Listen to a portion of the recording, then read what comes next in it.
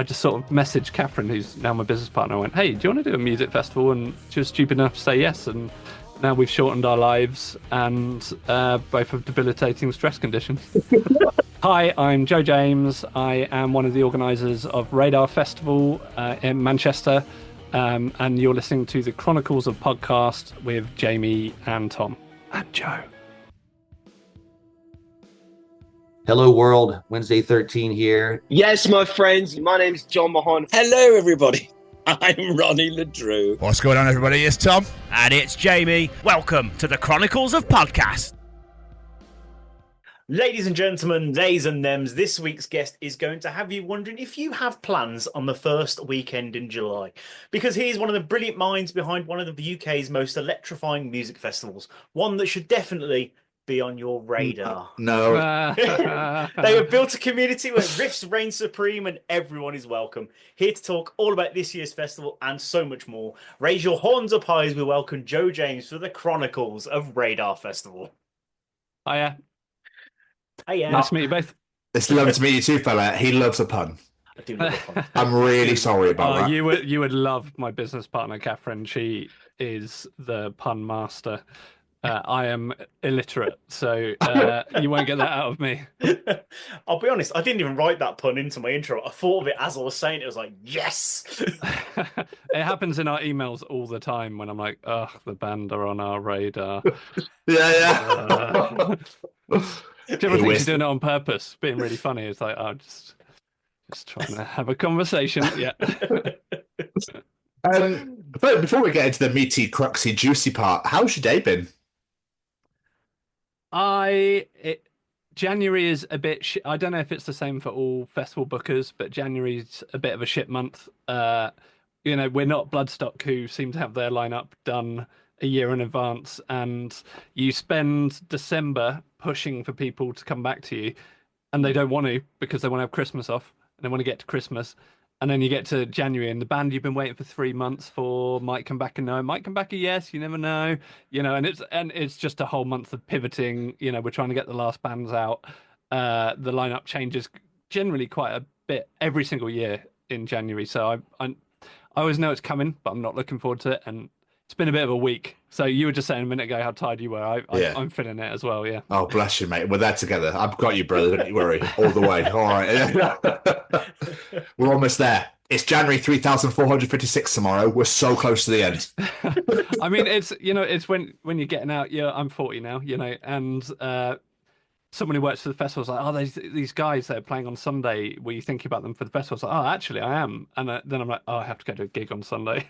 No, don't get me wrong, it's my job and I love it, and this is my dream. I'm living my dream, but then part of it's just like, I have to get on a train to London, and welcome.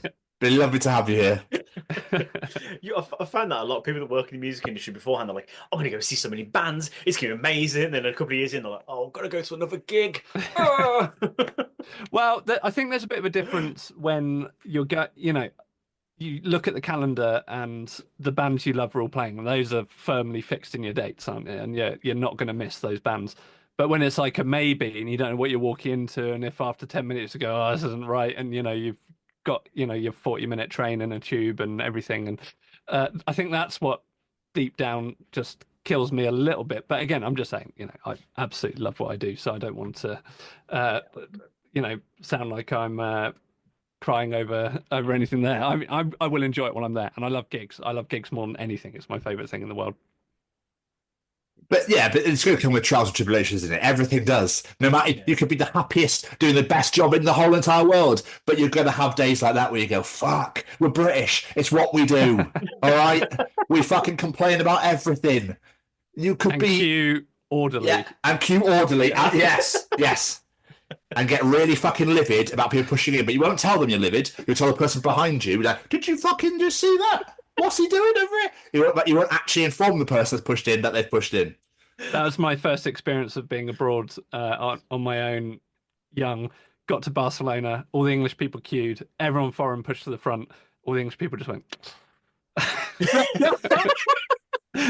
and we just stayed in our line. Love it. You think they are? Oh, wait, hang on a minute. It's okay, we voted out and we have our own queue. So, yeah. It was just for that. There was no other reason. Incredible. So, Joe, what we like to do with these things is we like to take it right back to the start, back to the days of young Master Joe. What did you want to be when you were growing up? Has it always been the music for you, or was it something completely different? I have checked out your podcast. I knew that question was coming, and unfortunately, the real honest truth is I wanted to be Indiana Jones. I wanted to be an archaeologist. That was it. I couldn't be in Star Wars because it wasn't real, but there's a semblance of reality in being an archaeologist. Maybe a bit different from actual reality, but I wanted the guns as well. I wanted a gun and I wanted to find the Ark of the Covenant. That was my objectives in life. Yep. I went around my grandparents, and when they weren't paying any attention, I dug up their entire path. And my grandma used to bury everything. It was how she didn't go to the dump. She buried everything. So I would find archaeological treasure. And she turned her back, and I dug this entire path up, and it was like 1,000 jam jars. Yeah, she wasn't very happy. No, I can imagine. But could you name where they're all from? But yeah, probably Sainsbury's. Yeah. I was going to say, this was a jam jar January 1982. That might be my favourite story I've ever been told on this show. Phenomenal. Also, thank you for watching the show. Appreciate that massively. Much appreciated. Yeah. Well, I like to see my research. So, obviously, we're here today to talk about Radar Festival, which started in 2019. But were you working in the music business before doing all this? How long have you been working in this industry? Yeah, I mean, I can't say I've ever been at a weighty level. I mean, I've got. If you look at my CV, I have the weirdest CV out of anyone I probably know. I've worked in corporate events, I've worked in the arts, I've worked in theatre, I've worked been one of the people that ran a music venue, the Boiler Room in Guildford. Worked there for a while. Worked at a cathedral. That was weird. And then I was in corporate events, and I've always liked music. So that's actually the start of it. My dad's a famous folk musician. I was brought up in the European folk music scene. For me, normal was going to about 10 festivals a summer in France and England because my dad would be playing. And I just assumed everyone else's lives were like that. But so it's always been in my blood. And then, when you're growing up, people tell you need to make money, you need to do the sensible things. And I am a trained graphic designer. That's what I did at uni. But as soon as I left, I just didn't want to do it. But it's followed me around with every single job I've done since. So when I was an event manager, I did all the graphic design. When I went to the Boiler Room, I did all the graphic design. I do all Radar's graphic design. It's a good skill to bolt on, I found over the years. But yeah, so I think I'd always wanted to do it. I never said, I'm gonna do a music festival. I love music festivals. I love going to gigs and music festivals more than anything in the world. And I'm probably up there in that top 5% if everyone put their gigs and festivals of their lifetime for how many they've been to, except for full-time touring musicians. That takes some beating. I was just sat there one day, and my friend Khan, who's the singer of Heart of a Coward, he used to work for the Academy for Contemporary Music in Guildford, and he was putting on a freshers gig at the local nightclub. I came along to have a look, so like, how are they doing a gig in this place? It kind of blew my mind actually, because it was the Sticky Floor nightclub of the town, and I went in there, and actually I was like, wow, you can do 2 stages, which is the format for my favorite European festival, Euroblast. It's indoors. You have a big main stage, you have an indoor second stage. There's space to do other things. And I'd kind of written the UK off because it's really hard to find that here, because there are so many incredible music venues, but all one room. Think of all the big 2 to 4, 5,000 cap venues in the country. They don't have a second room. And then a third room to do masterclasses, or a fourth room to put stalls in, or parking 20 vans and a nightliner in London. It's just impossible. And I just kind of realized we could do it here and in the town I live in. And I just sort of messaged Catherine, who's now my business partner. I went, hey, do you want to do a music festival? And she was stupid enough to say yes. And now we've shortened our lives, and both have debilitating stress conditions. Again, these answers are just top notch every single time. You really have been sat there going, I'll say this, I'll say this. Absolutely sensational. So you're not far from London at all. You're in Guildford. Yeah, Guildford. I've had stints in Australia, but generally, yeah, Oh, Guildford's. what you do over there? I lived in Perth for a bit. Holy shit! I never wanted to go, but my friend met an Australian and they moved there, and I had sadly had a relative pass away and I had a bit of money, and I went, well, I'll go, and just moved to Perth. Had a great time. I wouldn't have come back, but I lost my job in the 2008 recession because in Perth the mining industry is massive, and like I think the stats are like 1 in 4 jobs then was related to the mining industry. And obviously, just overnight, all the countries stopped buying resources, trickled down straight away into their everyday life. And the business I was working at, we went from like making, 30, 40,000 bucks a week to pretty much nothing. And my boss just had to let me go. Dude. But, well, no, everything happens for a reason. It does. Came back to England, got my amazing partner, done my festival, done everything I have. I'm a firm believer in that. I do sit there on cold days like today going, why am I not in Australia? Yeah. And we went back in December, and every day I sat there in, somewhere between 25 and 40 degrees, depending on the day, going, yeah, maybe I should just stay here. Was that over Christmas? Were you there for Christmas? Just before, yeah. Okay. Came back start of December, which was a massive shock after, when the storms kicked in here. Yes. Just at the start of winter. That's basically the day we left, and we missed all of that. And then, so we went from it being all right to coming back into freezing, and that was a shock. Yeah, But getting up a Perth's t-shirt. incredible. Yeah, but I've always wanted to go to Australia. Always wanted. There and New Zealand are like 2 of my dream destinations to go to. I never got it, and because everyone went to Australia when they were younger, and I was like, oh, I don't want to do that. That's what everyone does. And then accidentally went. I went, oh, okay, I understand this. It's the best place I've ever been. And New Zealand's incredible as well. Did New Zealand on a trip with my mates because a friend got married there, and did top to bottom. Can't recommend it enough. I prefer Australia as where I'd live. Okay. New Zealand is more spectacular in every way. Nah, I can't even begin to imagine, my friend. It's got to be done. It's funny going back to what you were saying then about when you came back. Like, do you always find when you go on holiday in a really hot country, when you come back, it's always raining and miserable weather? It's like every time you get off the plane, like, fuck, I'm back in this shit. You never get off to sunshine. What was more jarring was moving back after being there for a couple of years. And I mean, even Australian money is incredibly vibrant. Every single note is a different, really bright colour. And got back, and my mate picked me up from the airport, and I got him 20 quid out. I was like, God, even our money's boring. Just wait. Radar Festival Oz. I can't wait. Maybe one day, they're actually a radar festival started in Perth this year, spelt exactly the same as us in capitals. And I was like, well, that's annoying. No, not the same way. sort of music though. So okay. yeah, So there's wiggle room. So you're saying then earlier, like you went to this venue with your friend, but what caused that idea for you to go, I'm going to start a music festival? Like, what actually put that initial thought in your head? I mean, I was a music promoter accidentally as well. Everything seems to happen accidentally. There's no premeditated things in my life.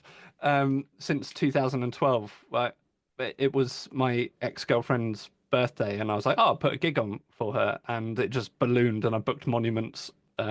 First person to pay them a fat wad of money as well.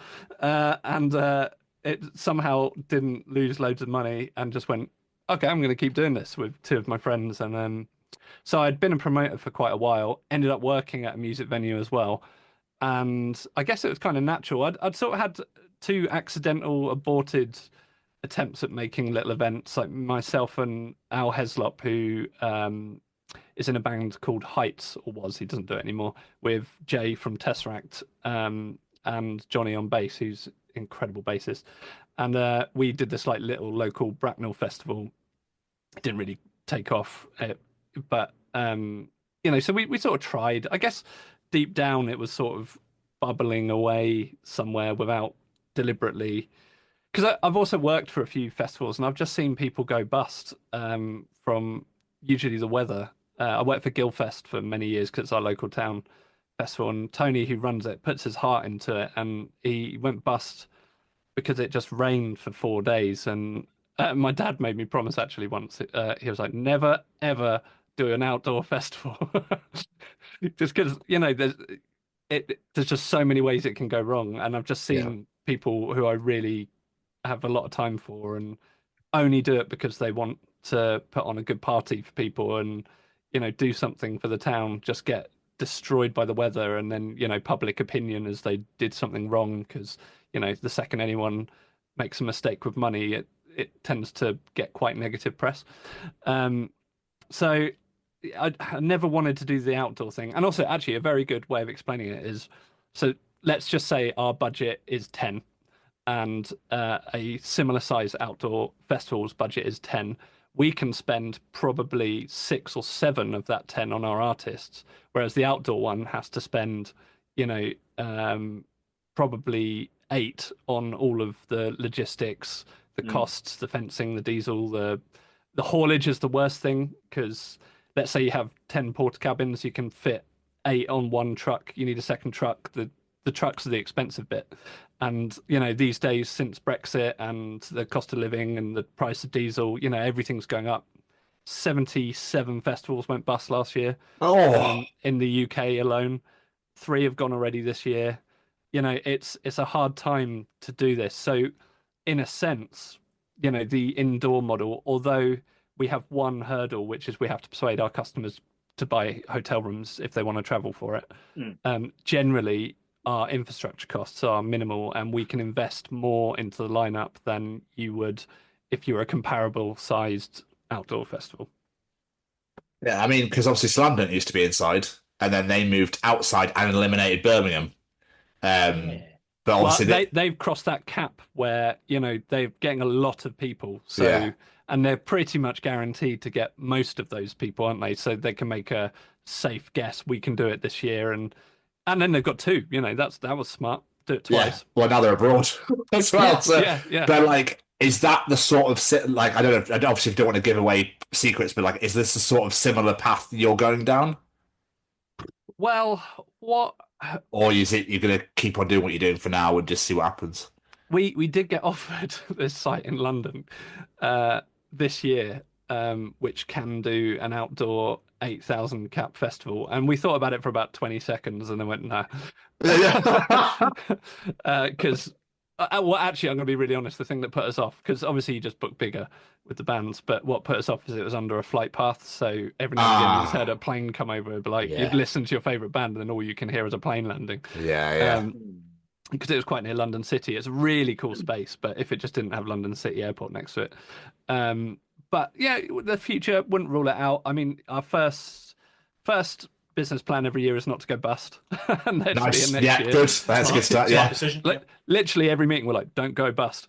And and it's hard at the moment. Like I said, with 77 festivals going last year, and there were times where we were like, are we going to do this year? Because it was tough with the ticket sales. It was a slog. Because a good way of putting it, which I described to someone once, was, let's say, look at one of you two and you love music festivals, and let's say you go to, on average, generally 3 or 4 festivals in a summer. Now, a few years on, look how much a food shop is at the moment. You're doing that every week. Yeah. You might be going, I can do one festival. So then there's 3 festivals that you would have gone to that are all fairly similar, and we have to be like, oh, come to our one. And then the amount we spend on Meta ads is brutal, and I hate it because I hate giving my money to Meta. I say my money, the festival's money, and it's just, but it's the deal you have to do with the devil to get people to know about your event. You can't just do a Facebook event these days, like you could 10 years ago, and everyone sees it. Oh, those good old days. Yeah.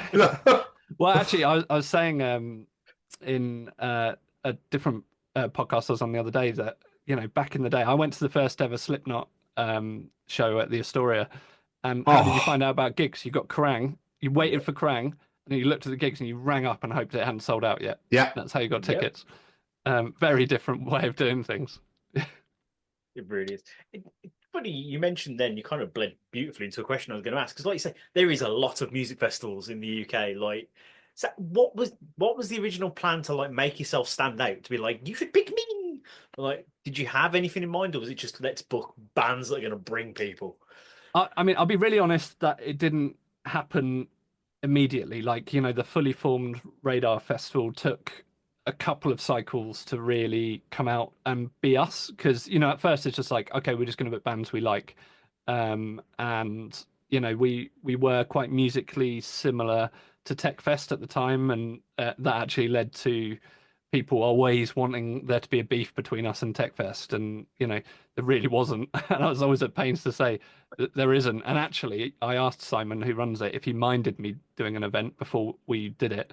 And he gave us his blessing, and actually asked us to go on the dates that we ended up on, because then people could start a tour at Tech Fest and end at Radar. And that was all quite premeditated.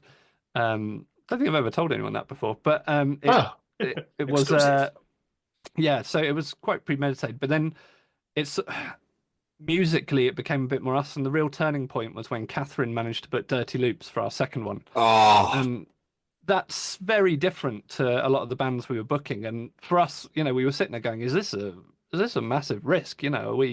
Should we do this? And then we kind of realized it was all the stuff we like is connected. And when we moved to Manchester, there was a small element of the festival that we had in Guildford. We didn't have enough space for it, but we, again, taking inspiration from my favorite European festival, Euroblast, they have like an Ibanez tent outside, and you'll see people who love guitars just sat there strumming away with headphones on. So I really want to capture that. And once we got to Manchester and we had a lot more space, we developed this huge music and gaming markets. Because let's just be honest, everyone that comes to the festival is like myself, like Catherine, like Jahan, like Khan and Ash, who all have key roles in the festival. We're all people who love, maybe not all of us love each one, but live music equipment, computer games, Warhammer. We've got Warhammer next year, Amazing. and just sort of fun tech stuff. I am a music nerd.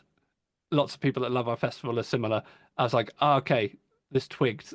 People will want this, and we do think that we're probably the first festival that's done that to the extent we have. And we're pushing it further and further each year, and next year's is looking really good with the brands of musical equipment and stuff we've got there. We're still working on the gaming bit, because that's a bit of a harder one to crack each year. That kind of falls into place a bit later, but we're really far ahead of Jahan, who books it, who's in the band Tiberius. Don't know if you know them. Got to give him a shout out because he's just released a record and he's sweating over all the hard work on that. oh, yeah. Bless it.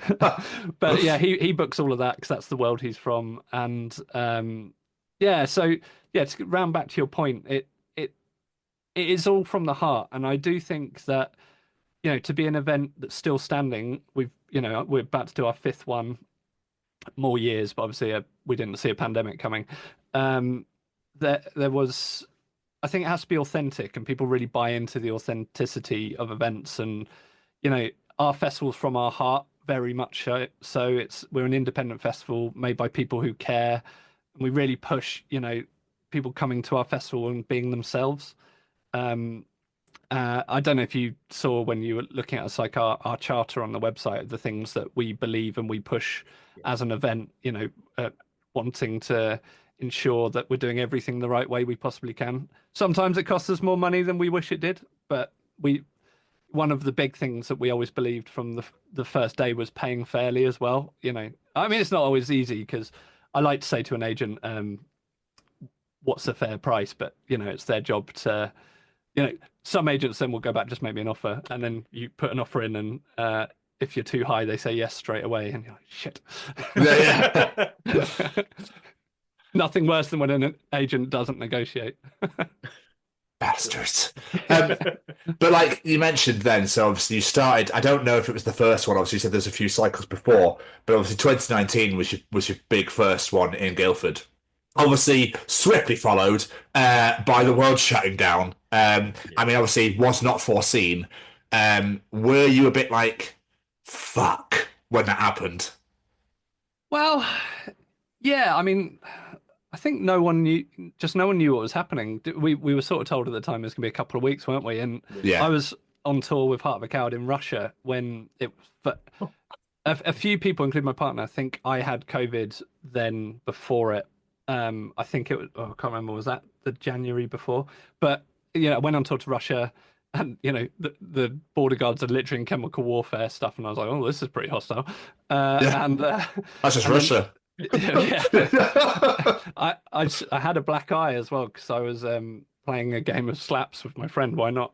Because I'm an adult, and he gave me a massive shiner a couple of days before I had to go to Russia, and I got really quizzed going through immigration because of she took one look at me, and then the whole band had gone through, and I was just there, and then the phone rang, and she was looking at me, and I was like, oh God, Oh this my isn't going God. very well. And but yeah, we came back from Russia, and then the band went off and did a European tour. And as they were going around Europe, like every city was shutting down behind them. They get to Italy, move on from Italy, Italy would shut down. It was, like that. And then we were sort of like, oh, I guess we might not be doing the festival. We'll see, And all the agents were brilliant. Like everyone rolled the bookings and just said, we're all in the same situation. Dirty Loop's agent were incredible. They went, you booked us. We'll wait and see what happens. We'll fulfill this date, which was, they didn't have to do that, and it was amazing. And we did have Sleep Token booked for that one, actually, ironically. Oh, But it all worked out because we got them at the right time you for did. us in You the did, yeah. next one. But yeah, I mean, it was weird because we went, okay, we're going to push it to, I think we pushed it to November. Then it was apparent November wasn't going to happen. And we went, okay, we'll push it to the next July and see. And then actually, I was just getting on with my life. I had to get a day job because everything I did just disappeared. I'd just quit my job to be a full-time tour manager Oh, 3 weeks before the pandemic. oh, And so that dried up. And then I couldn't get furloughed because I'd quit my job. And then I couldn't do any graphic design because no one wanted it. So I lost a lot of money in the pandemic. Oh, mate. Sorry. However, the other side of it, it's only money. The other side of it is it was, the weather was beautiful, and I got to spend all this amazing time with my partner. That she was a bit stressed about it actually, and not doing anything. I was like, we're never going to have this time again. Let's enjoy it. Yeah. yeah. And then I was I was doing the garden and stuff, and then I had a freak accident where I slit my Achilles. Freak gardening accident, and then I had to just sit with my foot up for the rest of the pandemic. Oh, dude. Your life is just like these mental moments. You just don't do yeah. things by halves, do you, at all? It's either it's either extreme or nothing. If that's your Achilles, wide, and then it's like that thin, it was slit the entire way across with just a tiny bit hanging on. Fuck. It was just such a stupid freak accident. I just put a piece of metal over my shoulder and stepped, and it went. And it didn't look like any. Oh. I sent a picture to my partner, and I was like, "Do I need to go to hospital? Pandemic, like they're pretty busy." And she's like, "Go to hospital." And yeah, so that was that. But then we were just sat there, and Boris decided there wasn't a pandemic anymore, and we had 6 months to put a festival on, and somehow we did it, and it was fine. And I got a streak of grey hairs down both sides of my head, which weren't there before, in the week of the festival. Bless you, dude. That's like how far into planning for that festival were you before they went? We'd booked the majority of the top of the lineup, and we had Spirit Box booked for 500 quid for that festival. Fucking hell. There's no words. There's And just I no can words. never pronounce his name, but Mark Rebelet, the guy who does the loop stuff. No! We didn't have him, but we were like in the process of getting him before he had blown up. We were going to get him to come and do one of our after parties. We had so many Joe. really cool bookings for that. But it happened, and it is what it is. I mean, the Spirit Box one's hilarious because like no one knew who they were, and and we tried to get them before the Ali Pali one was announced, and obviously they're too big for us now. They're doing 12,000 tickets in London. But I did pop an email to their agent. I was like, just so you know, we did have them for 500 quid. Just if you want to factor that in, which she found hilarious. Or she humoured me, let's put it that way. So obviously the whole festival started in Guildford, obviously where you live. And I mean, hell of a fucking strong start with animals as leaders and monuments on the first one. I mean, that must have been like we've done it. We've made it. Like this is, do you know what I mean? Was it that sort of feeling? Yeah. I mean, I'm never happy Okay. about things. Like it's funny. Like finished the first one, I was like, everyone was going, "Oh, well done! I can't believe you did this." Da, da. I was like, "Yeah, we'll do better next year." Yeah. And that's how I feel every single time. I don't think I may be wrong, but I'm up there in like the top three people who have put on monuments the most times in the country, probably. And so it kind of made sense to have monuments. They're brilliant headliner. Animals, having been a promoter for a long time, and Catherine runs a music venue and has been a promoter, and Ash, he was a promoter for a long time. So we knew agents. It wasn't like we were an unknown. So if I was to make a festival tomorrow and none of the agents know who I am, they would all treat me with extreme skepticism. Yeah. Want money up front, all this stuff. But because we had relationships, I've done shows, they were all comfortable giving us their bands. It was obviously you're on trial, but everyone got paid, and that's all they care about. Everyone got paid, everyone got looked after. Those are the two main things. But talking about never being happy, Periphery. It's funny because everyone always focuses on Sleep Token on the third year, and because obviously we got them at the right time, massive booking. They were just in the process of absolutely blowing up. And ironically, I did hear Gavin James say on their podcast, like, "Yeah, I'm surprised they didn't cancel that." And I just remember listening to it going, "Was that an option?" but it was Periphery for me. Like Periphery are my favorite band, and several hundred emails it got to that point, and then Periphery finished on the Sunday, and I sat there, I was like, I should feel something. Oh no. But I'm not. All I want to do is do next year now. And I was talking to someone and they were like, "Yeah, that's kind of the creative itch, isn't it? Like you're never satisfied and you just always want to improve." And I was like, I was very tired as well. I was like, should I cry? I don't feel like I can cry. I think I'm just tired. But I mean, you've bagged your favorite band, and obviously, as you said, like you got Sleep Token just at the right time. I mean, look at them now. And that must just to even acquire them must have been a great feeling because now they're fucking headlining Download and they're selling out stadiums and arenas and God knows what else. But the amount of shit they've been given for people like, why is it not Iron Maiden headline? And that does my fucking head in to begin with. That's the sad thing about the internet, really, isn't it? That everyone just has the ability to just say something without thinking, and they deserve it. That's the they thing. do. Download did the right thing. They're taking a risk, but someone actually asked me, "Do you think they're taking a risk?" And I said, "No. They just sold out a UK and EU arena tour. Even if they don't sell the weekends that they expect, that day's day ticket's going to sell out because those Sleep Token fans are going to want to be there at their massive head because they're going to do something special as well. I mean, oh yeah, I was there watching Fall Out Boy last year and all the theatrics they did. I'm expecting that kind of stuff from Sleep Token. Obviously, probably without a unicorn flying up into the sky, but they will go all out because that is their way with production. And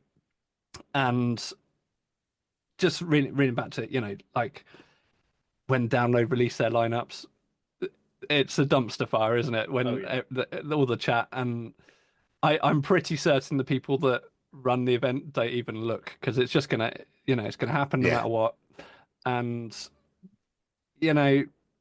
maybe it's not for you if you don't like it. There are other places to go. Bloodstock seems like a winner this year for your quintessential 10-year ago Download fan.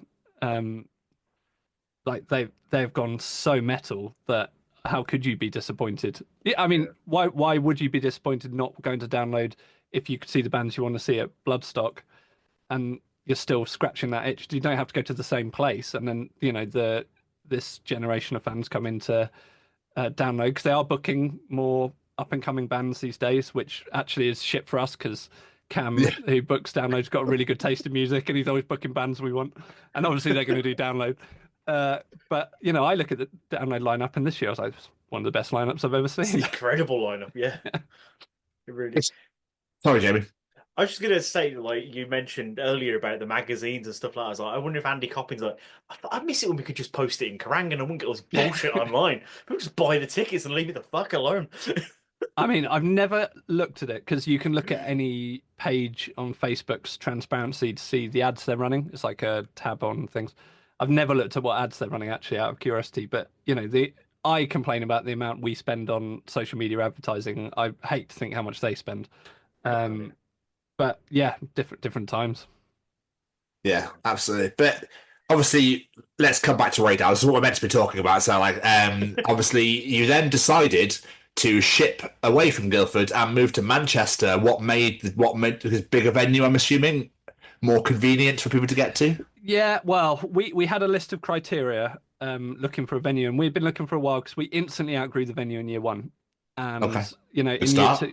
year two, we pushed their alleged capacity to its limit because we were within the legal capacity, but it was tight. I mean, there was a point where Pelini were on just before um, Dirty Loops, and I just said we can't let another person in this building. Um, Wow. their capacity is generally based off 18-year-olds as well, and there's a size difference between 18-year-olds and 30 to 40-year-olds. But yeah, I was definitely like, yeah, we found your actual capacity. You're welcome. So we were looking, we nearly moved to Brighton. So our criteria was a space where you can do minimum 2 stages, the main stage a minimum 3,000 capacity, other spaces so we can do masterclasses and interesting things on the side, stalls, food, etc. Park vans, park a nightliner. We nearly moved to the Brighton Dome, which wasn't a massive capacity upgrade. Guildford was 1,200. Brighton Dome, I think, was 1,800. So really, for the upgrade, after we'd sort of thought about it and did the maths, we were like, we probably will go bust with the level of bands we want to put in this space because we can't get the people through the door. But Brighton, vibey town. There's airports nearby. There was lots going for it. Tons of hotels and easy accommodation. Destination place to go. Ticked a lot of boxes for us. And then we were still thinking about it. We're coming out of the pandemic, and then we saw Outbreak, which wasn't quite on our radar. There we go. So that's my one. And at the BEC, I think for the first time, and all of us in a call the next day just organically went, "Hey, what about that venue they went to?" And we had the BEC booked, and we did like 6 months work, and then I kind of realized they'd double booked us. And they hadn't realized because they had a Comic Con that weekend, which is one of the owner's babies. So there's no way of moving it. And it was announced with tickets on sale. We were announced with tickets on sale. We had periphery booked. It was awkward. Oh shit! And I found out at 11:30 at night. Everyone we work with was asleep, and the venue was asleep. And I lay there until 4 o'clock in the morning, like we're ruined. Oh. Yeah, and then I told Catherine in the morning, and she threw up from nerves. And usually I'm the cool one in a crisis, and Ash was the one who remained cool, and he was like, "What about this venue?" And we had it within a week. And actually, we really landed on our feet. The PA in there is incredible. The space is exactly what we want. It works really well. There is a contentious thing where some people don't love our second stage because it's quite boxy. But personally, I love it because it's wild. And when you put big heavy bands in there, circle pits, proper moshing, fighting for your life moshing. What we've had to do is just work a little bit on better visibility, and we're adding more screens. And if we get some Arts Council money, we'll do some tiered accessibility at the back. There's stuff we're working on. We raised the stage from the first year because it just wasn't high enough and people couldn't see. And that's absolutely fair complaint. So I totally understand where people are coming from with that. But when we were planning it, we were in the BEC and we were planning a stage which was pretty much like our main stage, like an open big stage where there would be no problems with sight. And then we moved into this new space and repurposed the space they'd never used for a gig before as our second stage. But coming from the Boiler Room, which is like a letterbox, cramped, sweaty venue, I'm indie venues till I die, and I like the experience there. But I do understand that we need to make the edges around it better for the people that don't necessarily want to be in the middle. So it's something we've been working on quite a bit. Wasn't particularly happy with it last year because the PA got put in poor positions, and by the time we realised that it was just firing into a column, it was just too late for the weekend. But I triple underlined it when I sent a message to our tech manager. Yeah. You learn, you live and learn, as they say. But one thing you've mentioned quite a lot, Ab, and this stood out to me, is those masterclasses. For people that aren't aware, what are the masterclasses exactly?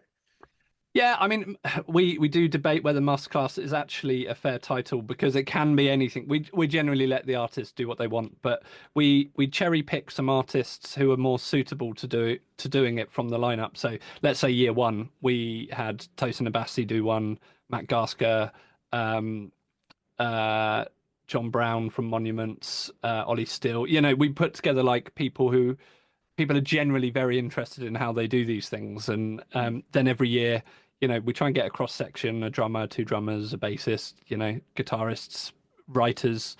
This year, Buster from Humanities, Phil Jarter, and Throne did like one more about just talking about production and how he does things.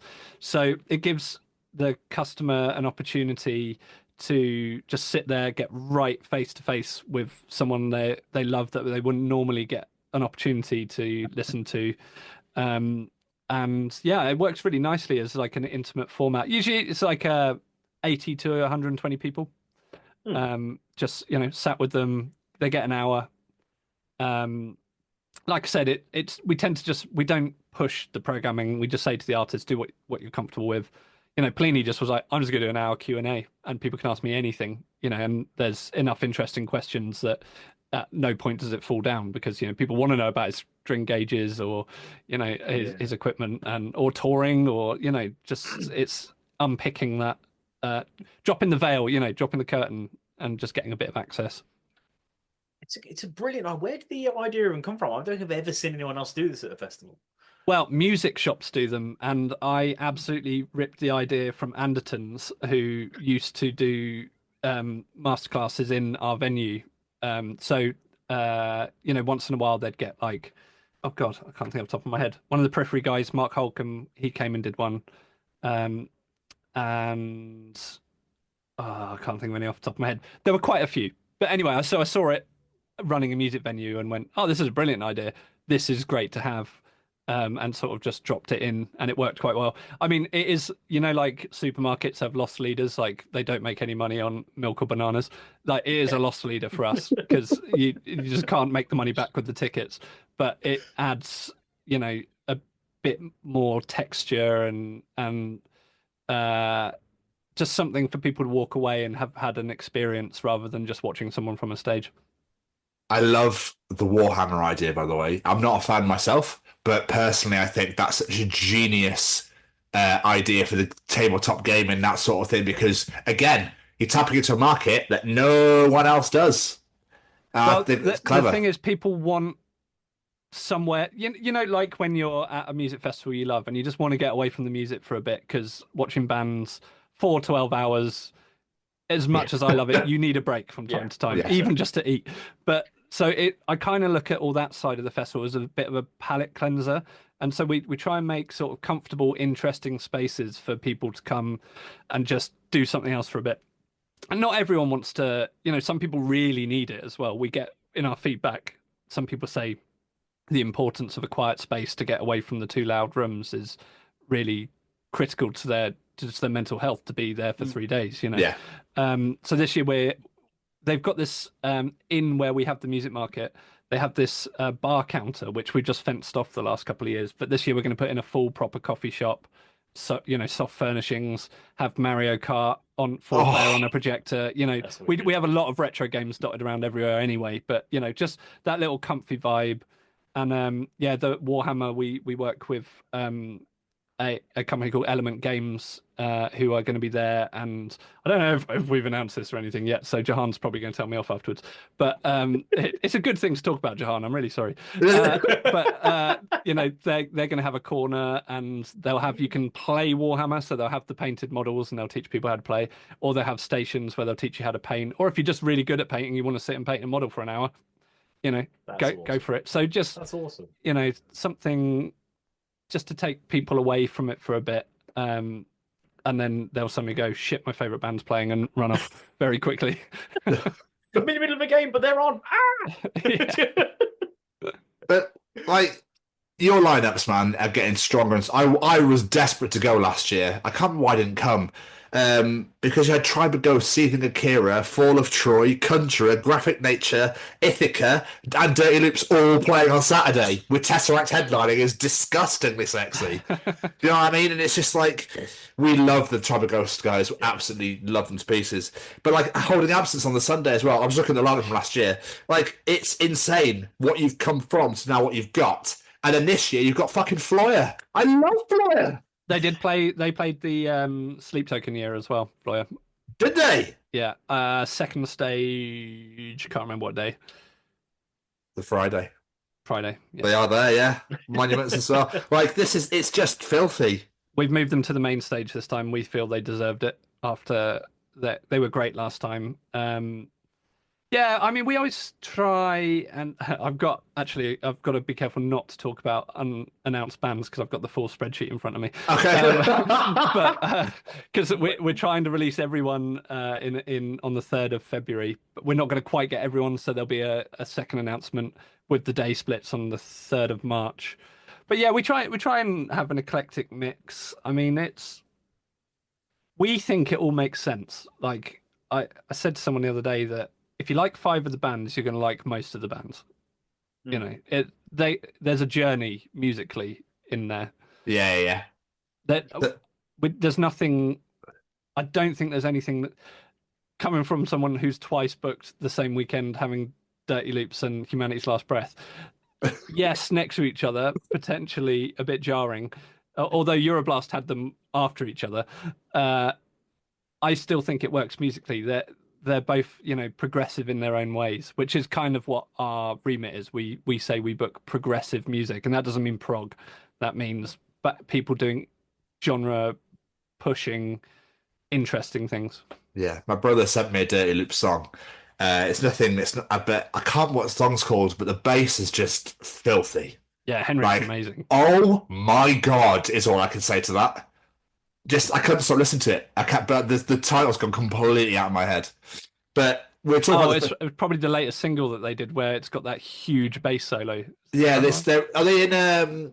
I feel like they're in a concert hall, or they're in some room. The music video. Oh my god, they're all kind of like that. But being dyslexic, I really struggle with song names and road names, so I'm never going to get it. That's fine. But Jamie can edit this. I'm gonna have to have a look because it's driving me nuts. Can you please put in a really jarring cut where you say the real thing and it's really obviously cut, and then you're like, oh, that's it, that's the one. Let's put in one of those SpongeBob things. It's while Tom thinks 5 minutes later. Is it Rock Hugh? I mean, a lot of the songs have bass solos, so. He just sent me one song and I was like, holy... But when you just get addicted to one track, so I just kept playing, I just kept doing that. Anyway, lineup-wise, what I was going to say, Zealand for starters, Intervals, Floria, like I said, is it Cyan Kicks? Cyan? Yeah, again, you're asking a dyslexic person. My friends destroy me for how I read things. Future Palace. I was just like, holy fucking shit, going down the list.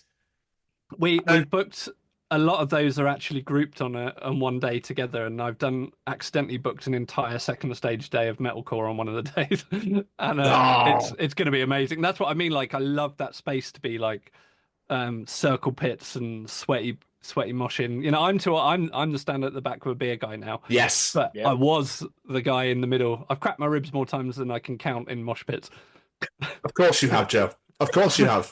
Are we surprised? No. But it must be amazing, like you said about was it Periphery, where you said the emails got to about 150, 200 odd or whatever. 100, yeah. Yeah, it must be an amazing feeling to finally secure that. You can sit back and go, oh, amazing.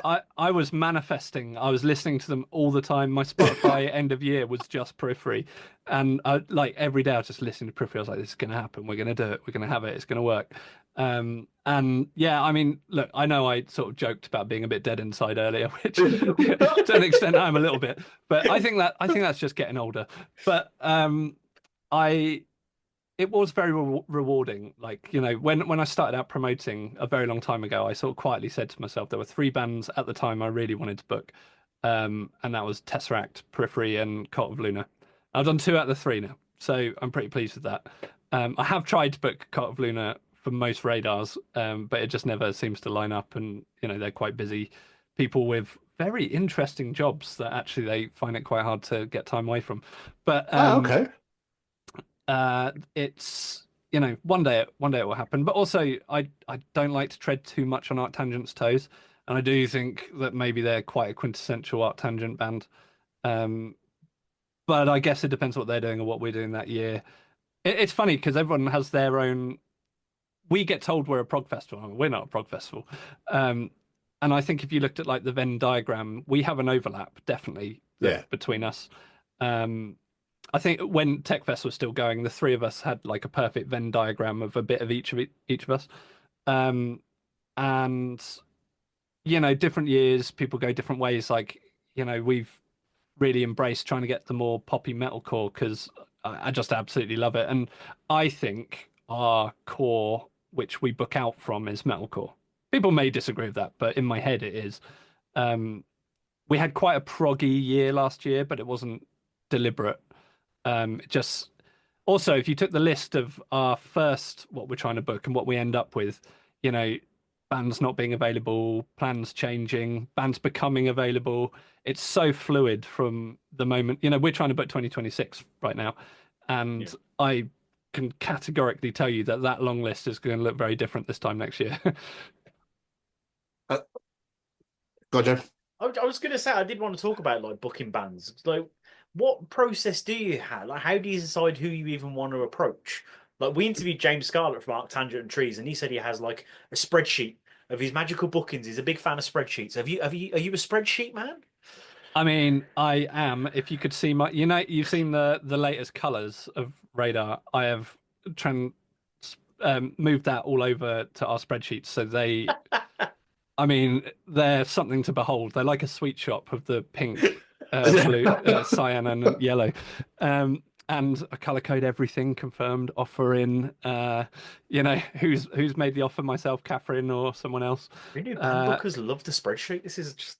I mean, I'll give you everything on mine without showing it to you. So you have your time slot, so I can tell when I'm booking them exactly what time of day I'm offering them, how many minutes, what day it is.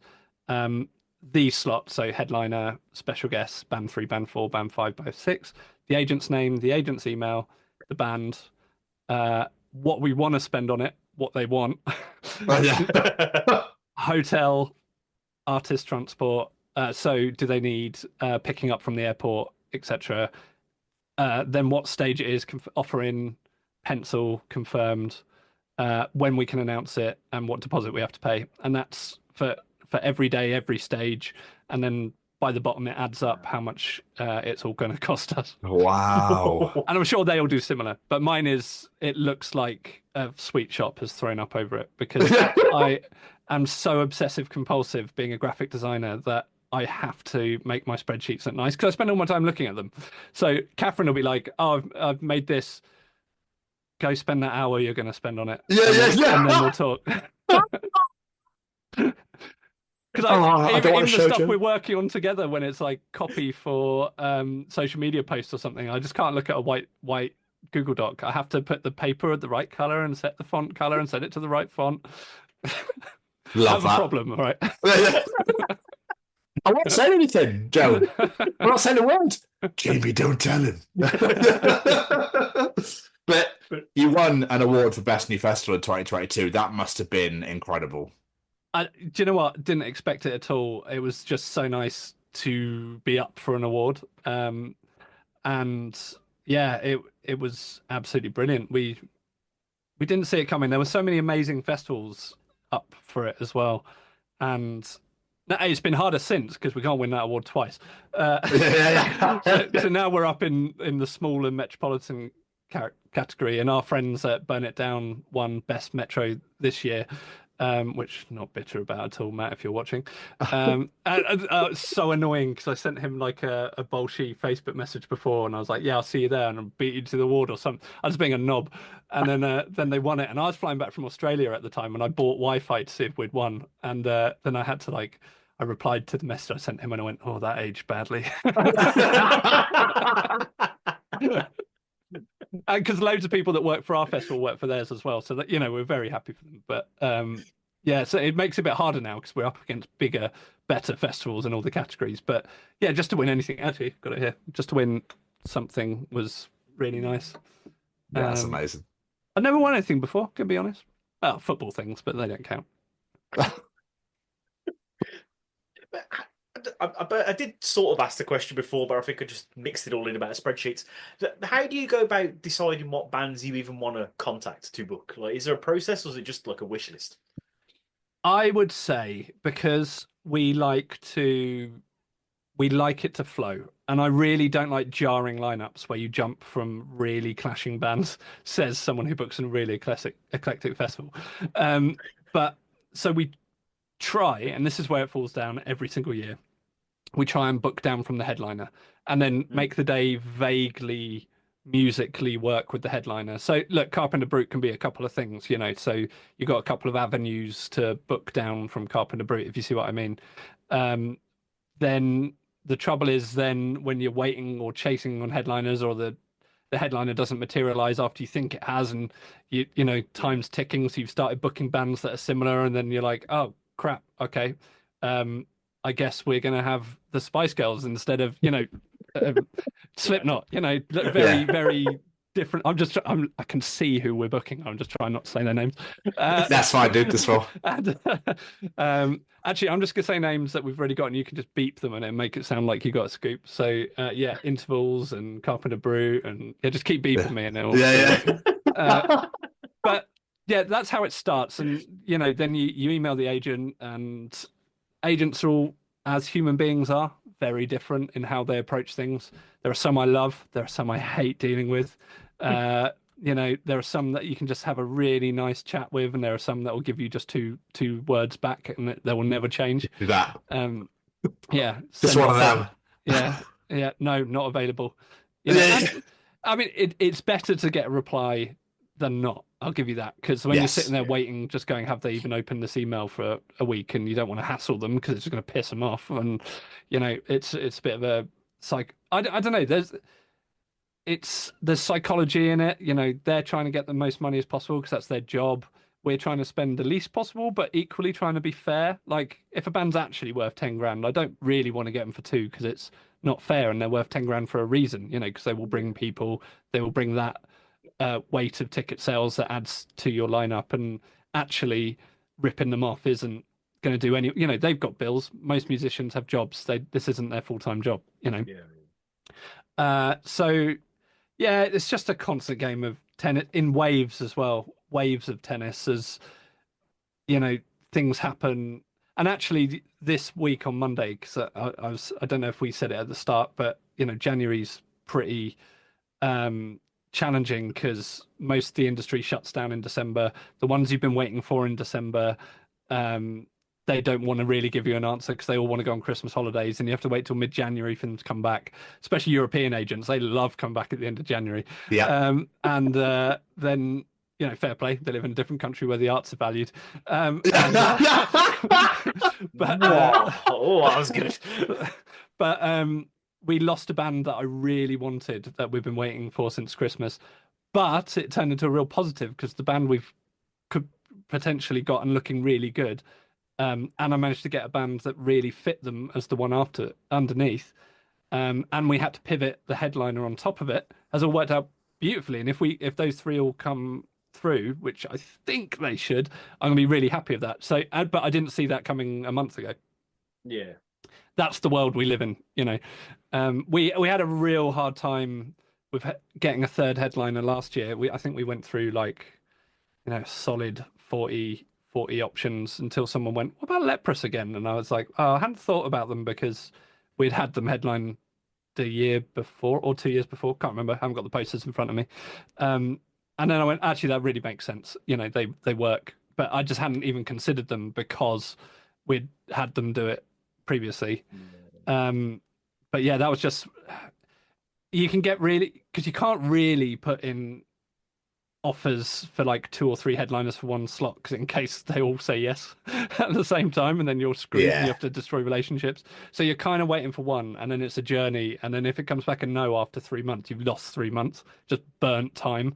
And that's the only thing I hate about booking is time evaporates. It's just, it will be July before I know it, and I'll be stood there going, "Wow, that happened." Yeah. Yeah.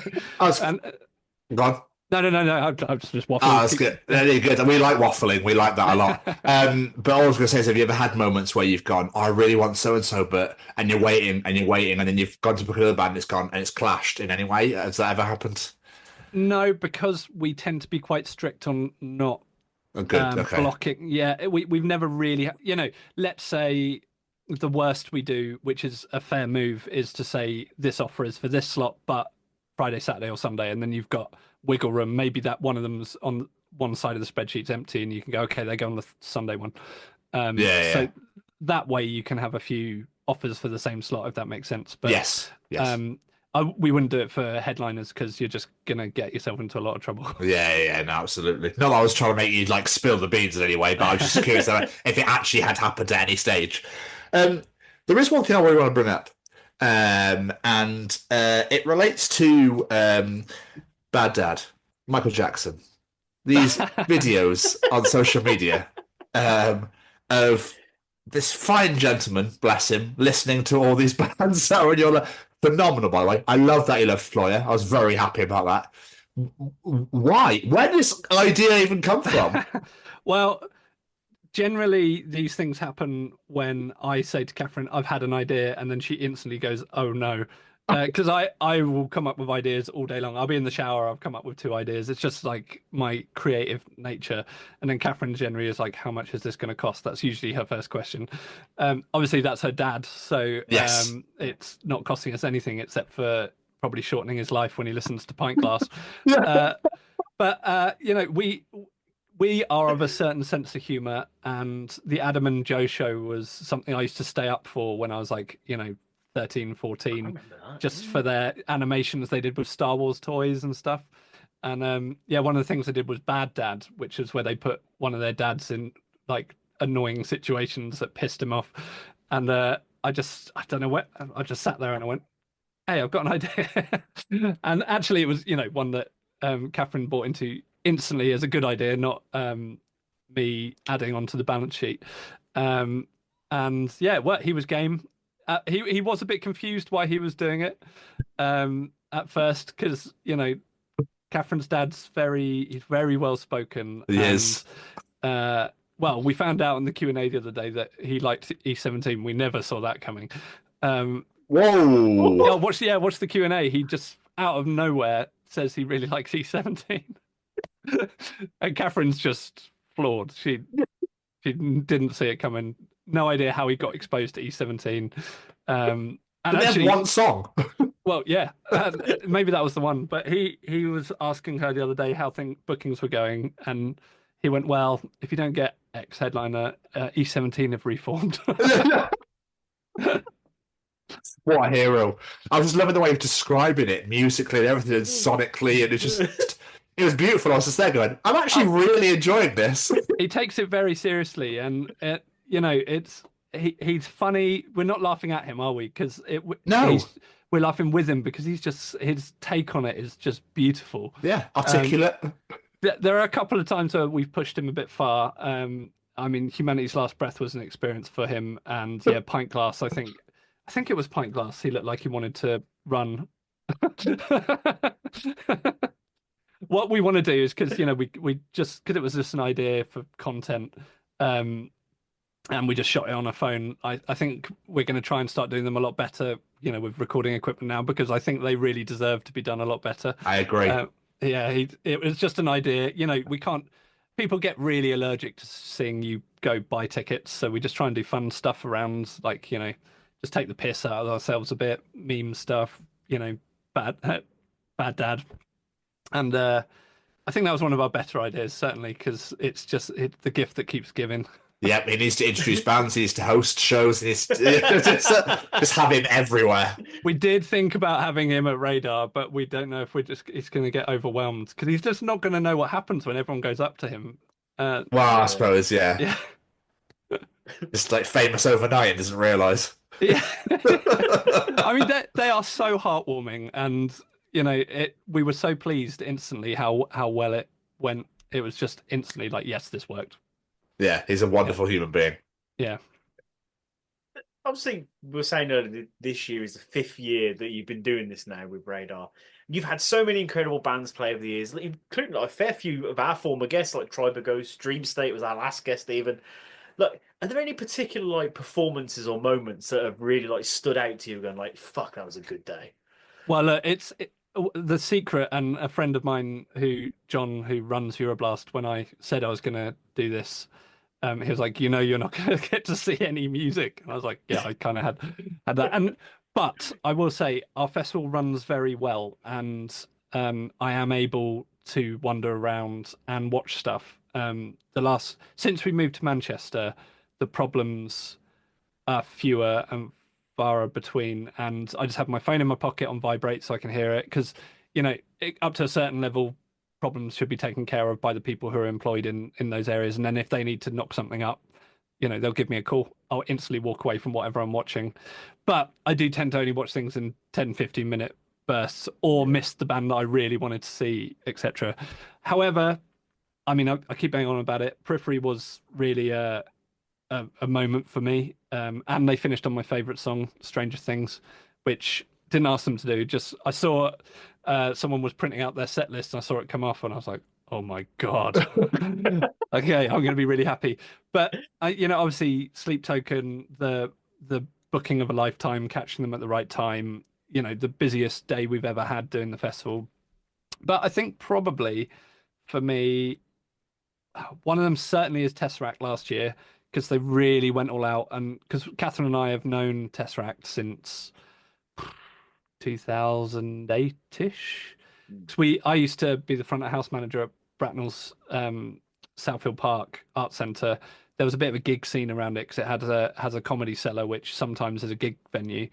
And I saw Tesseract play there in. I said the other day it was 100 cap. I don't think it's even that. It's maybe 60. Barely got a stage. It's just a cellar. Seen many bands in there that you wouldn't expect, back in the day. And so, known them for a long time. Jay, the drummer, is Catherine's best mate. So they really wanted to do something special for us. And they went all out with the production, the choir, the set. And, well, it's been announced now. They're releasing it all because they filmed it, which is fantastic because we don't really have the budget to be able to do that stuff at the moment. And they're doing a special cinema artist meet and greet, thing to show the whole thing. Can't remember the dates. It's on their socials at the moment. I think it's limited to 100 tickets, maybe 80. I think it's 80 actually, in a very small, prestigious theatre. I think it is. So yeah, that's a pretty special one. I mean, actually, there was a moment where we didn't even have a band on. Gotta be careful I don't well up saying this. There was a local band called Escher who I'd put on loads of times. They're good friends of mine. Love them to bits. They're always at Art Tangent, and they played the first Radar. They were going to play the second, and sadly George, the bassist, took his own life. No. And in the time when they would have been playing, we played their record on the main stage while we were setting up. And I'm just stood there with Sam, Catherine's husband. We're just bawling our eyes out. And, but we put something on social media. I am not a crier, by the way. I can probably count the amount of times I've cried since I was a child on two hands. And writing on our Facebook that we were going to do this, I just, in the office at Radar, just bawled my eyes out. Just trying to write, we're going to do this for George. And then I saw a load of, Guildford people who knew him come up, and everyone just standing there reflecting. And then Jay and Ackle from Tesseract walk up. They just got there. We're like, hey, how you doing, friends? I'm just going, like, just give me a minute. But that, that was probably one of the nicest things we've been able to do. And, those who were there knew what it was about, and it was what we could do as a touch for George. We did it on the exact slot. They were supposed to play the second stage downstairs, so while the band that were on, we put their record on the main stage on that bit. And it was just what we felt was a nice thing to do. Yeah. That's beautiful, man. I'm so sorry that happened. It's, I mean, such a shame. The thing is, like, out of the whole band, he was the one I didn't know the best because he was so quiet. But it it just hurt knowing. There's that thing where, I don't know if you've seen that documentary, and sorry, this podcast's taken a turn, but there's a documentary where they basically say that pretty much most survivors say at that point of no return, they regretted it. And just the thought of someone who was just so kind, having that go through their head was pretty heartbreaking. Yeah. So, it's the nicest, touching thing we could think to do for him. Well, on the subject of nice, wonderful, and lovely things to do, you really focus on the young community as well, which I think is really wonderful and truly incredible that you give young people an opportunity to try and work within the industry sort of thing by, having them, as I'm assuming you give them roles to and that sort of thing. Like, yeah, like, firstly, phenomenal. Love this idea. I think it's incredible. Where did it come from? Well, I mean, I don't think it's probably exclusive to us. I'm sure most events do it, but I worked in grassroots music venues. I started somewhere. Catherine the same. Most of her team, she recruits from the local college and then trains up, and they work with her for years. And yeah, I mean, where else do you start out if you can't get an opportunity? Obviously, we have professionals in all the roles, and then they're sort of shadowing. Where there are roles where we can give them a lot more autonomy. Like, it's very easy to throw people in the deep end in the merch or artist liaison.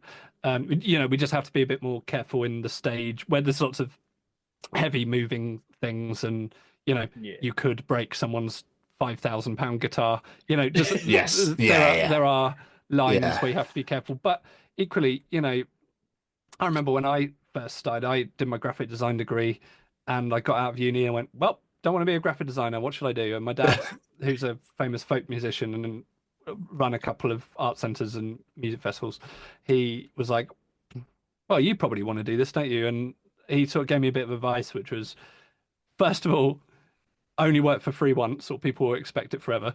And secondly, which I've always abided by. And secondly, just go in really keen. And, that's what I judge. Someone can come to me with the most impressive CV, but if it doesn't feel like they care and they're just doing it to paint by numbers, I will go for the person who I've spoken to and it sounds like it means the world to them, just to get that opportunity, and they're going to work hard. And it is hard work in the music industry as well. Days are long. A festival day, we get there at 8 a.m. We have breakfast together as the crew. Start the band's load in from 9, and we're there until 1 or 2 o'clock in the morning. Go again the next day. Go again the next day. Obviously the younger people and stuff we're letting go earlier, but that they are hitting those length days for the most part. And I think, where else do you get exposure to, proper hard working festival environments? But also festival environments are really cool and fun. First of all, you're going to be surrounded by bands you love and see that they're actually just real people, which is, don't put these people on a pedestal. They're just real people. They're doing their job. And you see the professionalism of everyone around it. You see the camaraderie. Festival crews are the best crews in the world. We love our crew as well. I mean, I don't think we've ever had to sack anyone, let anyone go. Everyone pretty much comes back every year. They're not going to come back. People's lives change. Someone has a baby, they're moving house, they've moved to Australia, whatever. We find someone else. There's always someone else who wants to do it. No hard feelings. But there are the core of our festival. I think we have about 60 people a year, and I think about 30 of them have done every radar. Wow. Last year was the first year we started getting a proper drop off, but obviously that was, we've been going since 2019, and I think that's probably a very natural amount of time you start, people start doing other things. Yeah. And, getting, especially the ones that go off into the industry and blossom, and, so a couple of them are much bigger than our festival as well, but do it because they like us and it's a favor, and we can't pay them their professional day rate, but we still pay them well. But Yeah. it's they're definitely doing it because one, they like us, and two, they like the event. But yeah, rounding back to it, giving people opportunities has always been a very important thing to everyone involved in the festival. I think it's a very bad way of approaching things if we didn't look at it that way. Yeah. And I love, like, you guys doing some incredible things. Like you mentioned earlier on, like you've got the safe spaces for people with mental health issues and needs a break and stuff like that. And you have this really big passion about inclusivity and accessibility and stuff like that. And it's so important. Like we talk a lot when we're talking about the Sophie Lancaster Foundation, is for people in this alternative community to have that safe space to go to where they feel like they can just be themselves. And the fact you guys are offering that as well is absolutely fantastic, and promoting it, in fact. Well, one thing we've really worked hard on is our corner. I don't really like the term subculture, but our subculture, an area of the musical world, is quite male dominated in the audiences generally. It's been getting better over the last few years. But the first radar was probably easily 80% guys. And now we're getting to a point where actually the festival last year felt more like 60-40, 55-45. It felt really like we were getting there, which I think shows that people feel comfortable and safe at our event, which is, as you said, something we're very keen to push. I mean, our crew is 60% women, 40% men. And again, going back to the young people opportunities, we actually actively try and give people opportunities in what isn't generally stereotypically, like sound engineers for a century has been like a heavily, what century? It hasn't been that job for that long. But, it's generally guys, isn't it? Yeah. And now we're seeing a lot of women coming up through the jobs, and our stage 2 sound engineer, Tanya, is one of the best sound engineers I've ever worked with. I worked with her at the Boiler Room. She did the Tolman course, which you have to have qualifications in physics and something else to get on it. So she knows her shit. She is incredible. She knows it on a level that most sound engineers don't know it. Like she actually knows the science behind it rather than having learnt to mix on a desk only. Not to give everyone else a disservice, but like she literally knows the science behind how to make a room sound better. She's incredible. And I've seen her in some tough spots where, like grizzly male TMs come in, walk past her, Of course. and then given a real short shrift. And then by the end of it, because she's incredible, they're going, "Oh, can I have your number? We need a sound engineer. You're really good." And I just sit there quietly, like, I don't need to do anything. She's got this, I've just seen her in that situation so many times. But yeah, that's a really positive thing we've been able to do. I mean, we don't actively go, we want this many boys, this many girls. But it's lovely to see that it's not just young guys wanting these positions. Yeah. And then actually of the festival, as you said, people being themselves. I think it's we just actively saying, we're all the same people, come have a great time. I don't know what we're doing different to other people other than just overtly saying we don't want dickheads at our festival. But our audience are amazing. Like our Discord is thriving. They're always meeting up and going to gigs together. It's quite a vibrant space of ideas. No one's ever rude to each other as well. Our socials tend to be quite nice as well. We're in a weird space. I've been a social media manager for a couple of companies as well, and I've seen some comments. Ours tends to be quite a lovely space. Weirdly, our Facebook's a bit quiet. Like the Damnation one that Gav's fostered is heaving, and the Art Tangent one's quite busy. Ours is quite quiet, but I did have to make it so you have to ask to join it because we were just getting destroyed by ticket bots on the Sleep Token year. And the only way I could stop it was to make it a private group that you have to ask to join. Because people were so desperate to see Sleep Token, and then the algorithm goes, spare tickets, scam, scam, scam. Yeah. And you can only say so many times, please don't buy these tickets. And then people are like, I just got scammed. Can I still come? Oh, And your heart breaks for them, but it's, but yeah, like going back to our Discord, it's something when we've had a hard day, and especially around announcements, when we're about to put an announcement out that we're just going into it now, getting the artwork ready on time, getting everything to the artists, getting the meta access to all the artists, all the stuff you got to do. It's a lot of work. I'm the graphic designer, so I'm making, I can't remember, I lost count now. I have to make something like 50 iterations of the artwork, like the Google banner, the ticketing banner, the ticket companies have 7 or 8 different sizes each, and so then all of ours, and then the one-off graphics, which actually I've managed to farm out to Naomi, who's one of our content team, who, I don't know if you've seen them, she's done these amazing like animated black and white ones, because I have this thing about no black and white with the festival, because we're a vibrant space. That's my whole thing. I say to the content team, I found a black and white picture in the folder once, and they got a stern telling off on WhatsApp. But she managed to persuade me to turn all the band's press shots black and white, and then she sketched over them in our colors and animated it, and it looks really cool. So all of that has to be done on an announcement week, and then when you finally get there, we're crawling over the line, we're exhausted, we're like, everyone's going to hate this, and then then the Discord see it, and then it's just an outpouring. And look, I know some of these areas, it's a bit of confirmation bias and the positive echo chamber, but you need that at the end. When you get to that, it's just like these are our core fans who care about it more than anyone else, and just seeing them just be so nice after we've just got to the point where we've convinced ourselves we've done it all wrong and there's no point, and it's just a great time. I just had a thought about the radar colours. Did you get the inspiration from Australian money? No, this year was an accident. Okay. Because we've always been pinks and purples, and I got a bit bored just before the festival last year, and I started doing all these cats with glowing eyes.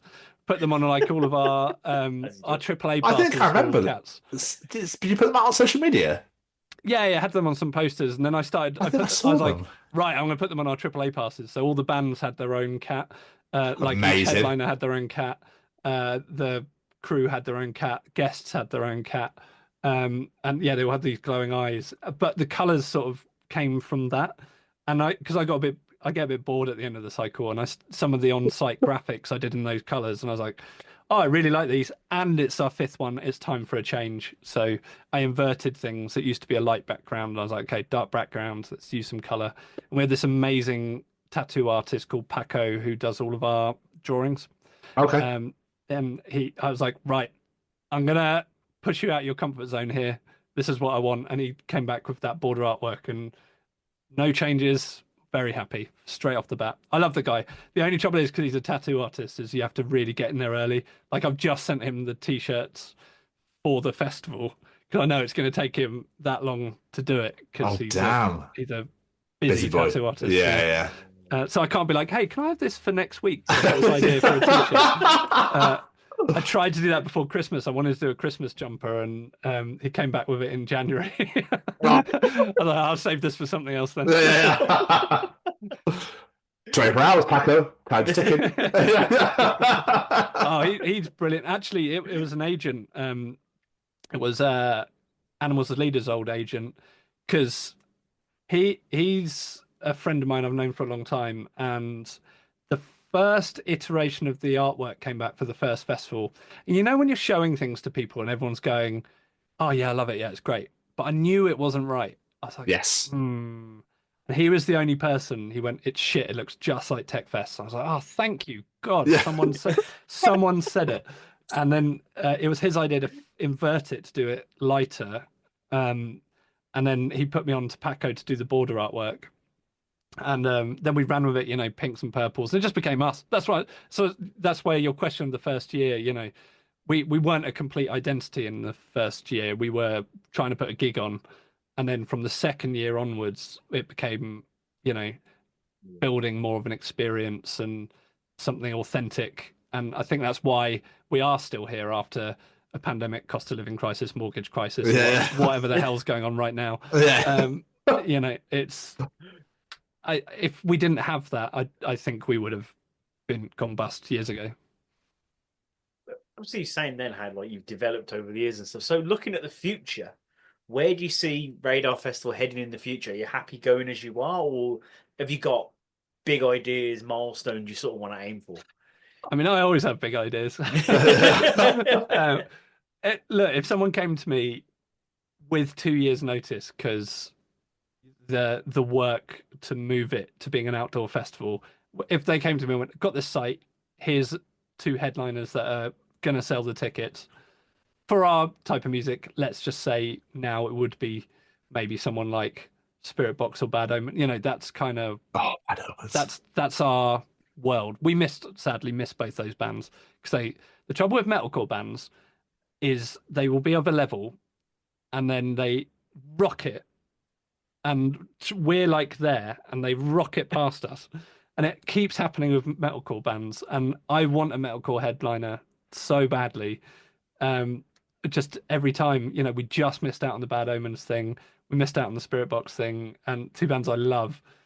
Last time Bad Omens played the UK, sorry, I don't know if they played a festival since they were down for download, but they did 3 nights at the Dome. And next, I have no insider information, but I'm guessing they're coming back and they're doing minimum, I don't know, a few nights at somewhere a couple of thousand cap or somewhere bigger. Could they do Ali Pali potentially? Oh, Like that. I think they've just got that big overnight, and we just missed them. So would I rule it out? No. I know how to put on an outdoor festival? I've worked for a few. I understand.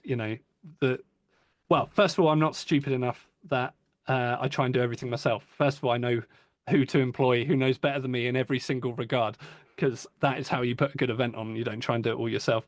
And then secondly, I would want a couple of years to run up to going to a bigger festival, because the planning, you can't just go, all right, this year's done, we're going to go to an outdoor festival next year. Generators, getting suppliers, Harris fencing, negotiating everything. God, the budget's exploding. That's quite a step up. But I mean, in the meantime, what we always talk about with the festival is we like its size. We like that you can be walking around it and the artists are mingling as well. Obviously, we've got a backstage bar, but it's not particularly busy. They're out there, they're playing with the guitars in the music market, they're watching each other's bands.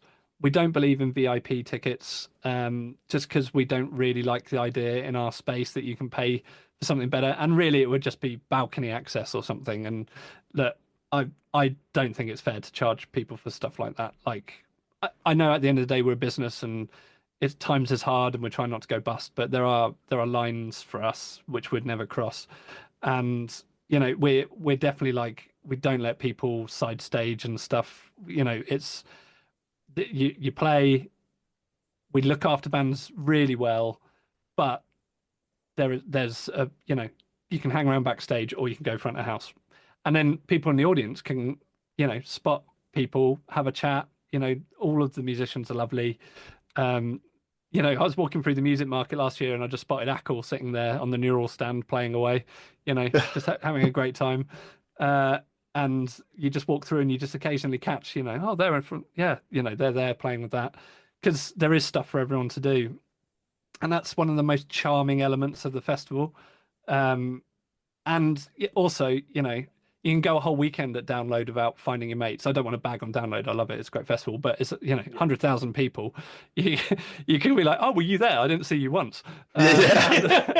Whereas you can keep bumping into your friends at something that's a bit more comfortable and our sort of size. And that's exactly what I took from Euroblast. It's like I see the same people there every year. We're always sat on the same benches. It's like, oh, how have you been in the last year? I've got friends from Australia who I've never seen in Australia, who I know just from Euroblast. And actually, he's become a really good friend, and he's come to Radar 3 out of 4. I won't let him pay for a ticket, obviously, because he's flying here. we go to Art Tangent together. Then he goes off and does Brutal Assault. That might be in the middle. I can't quite remember the timings. And yeah, and that's all just from this lovely community festival in Germany, which unashamedly we've ripped off to the nth degree.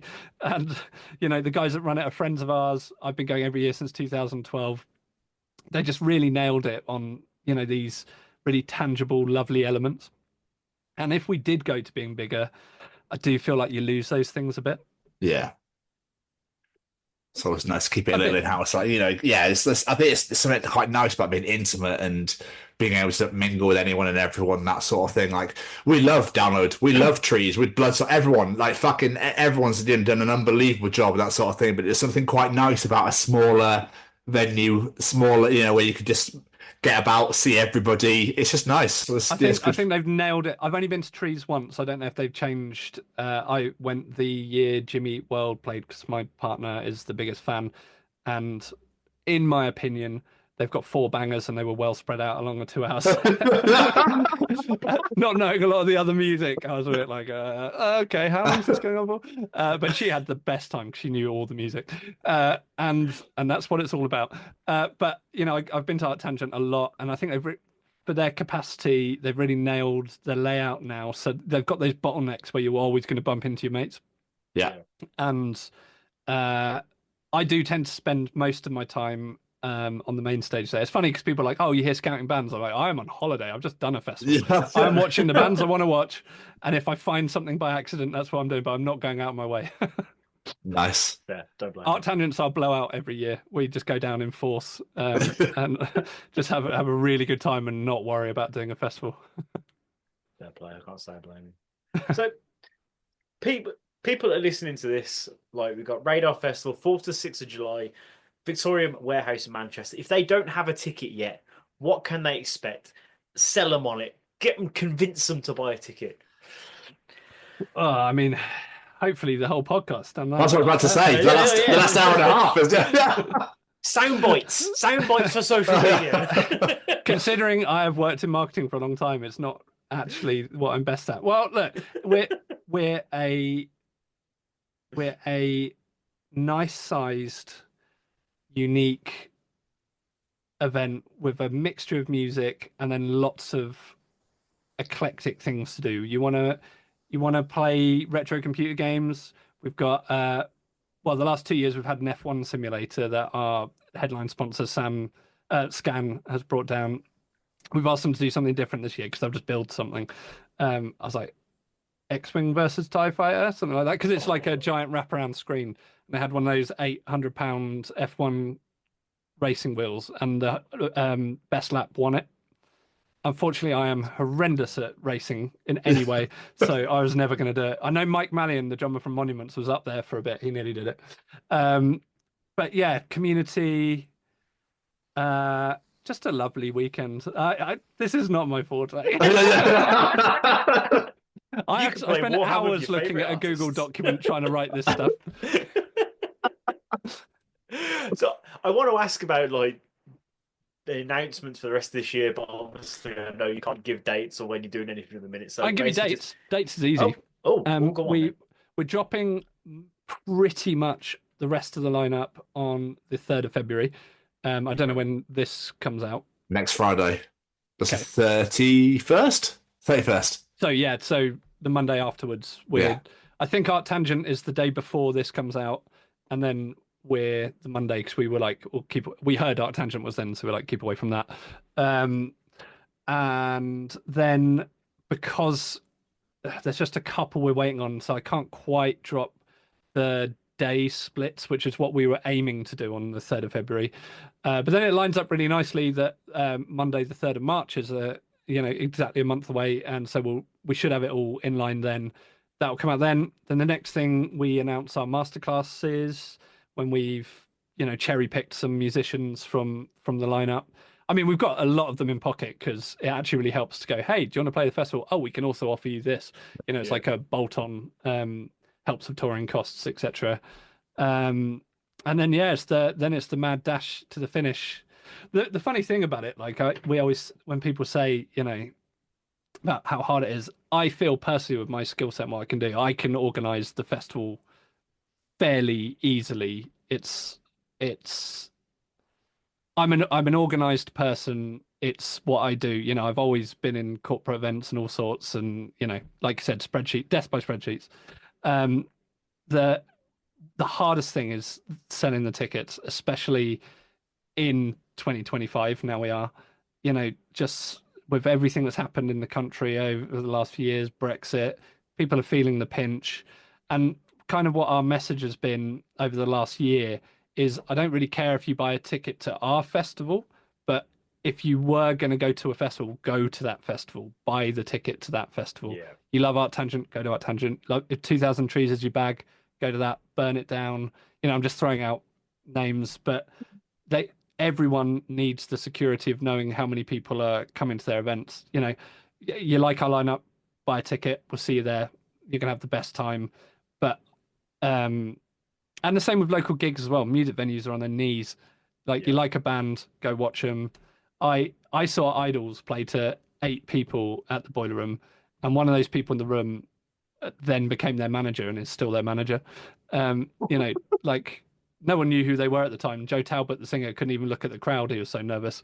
And That's amazing. now they're huge. You could see these bands just go to your local music venue, buy tickets in advance, help them out.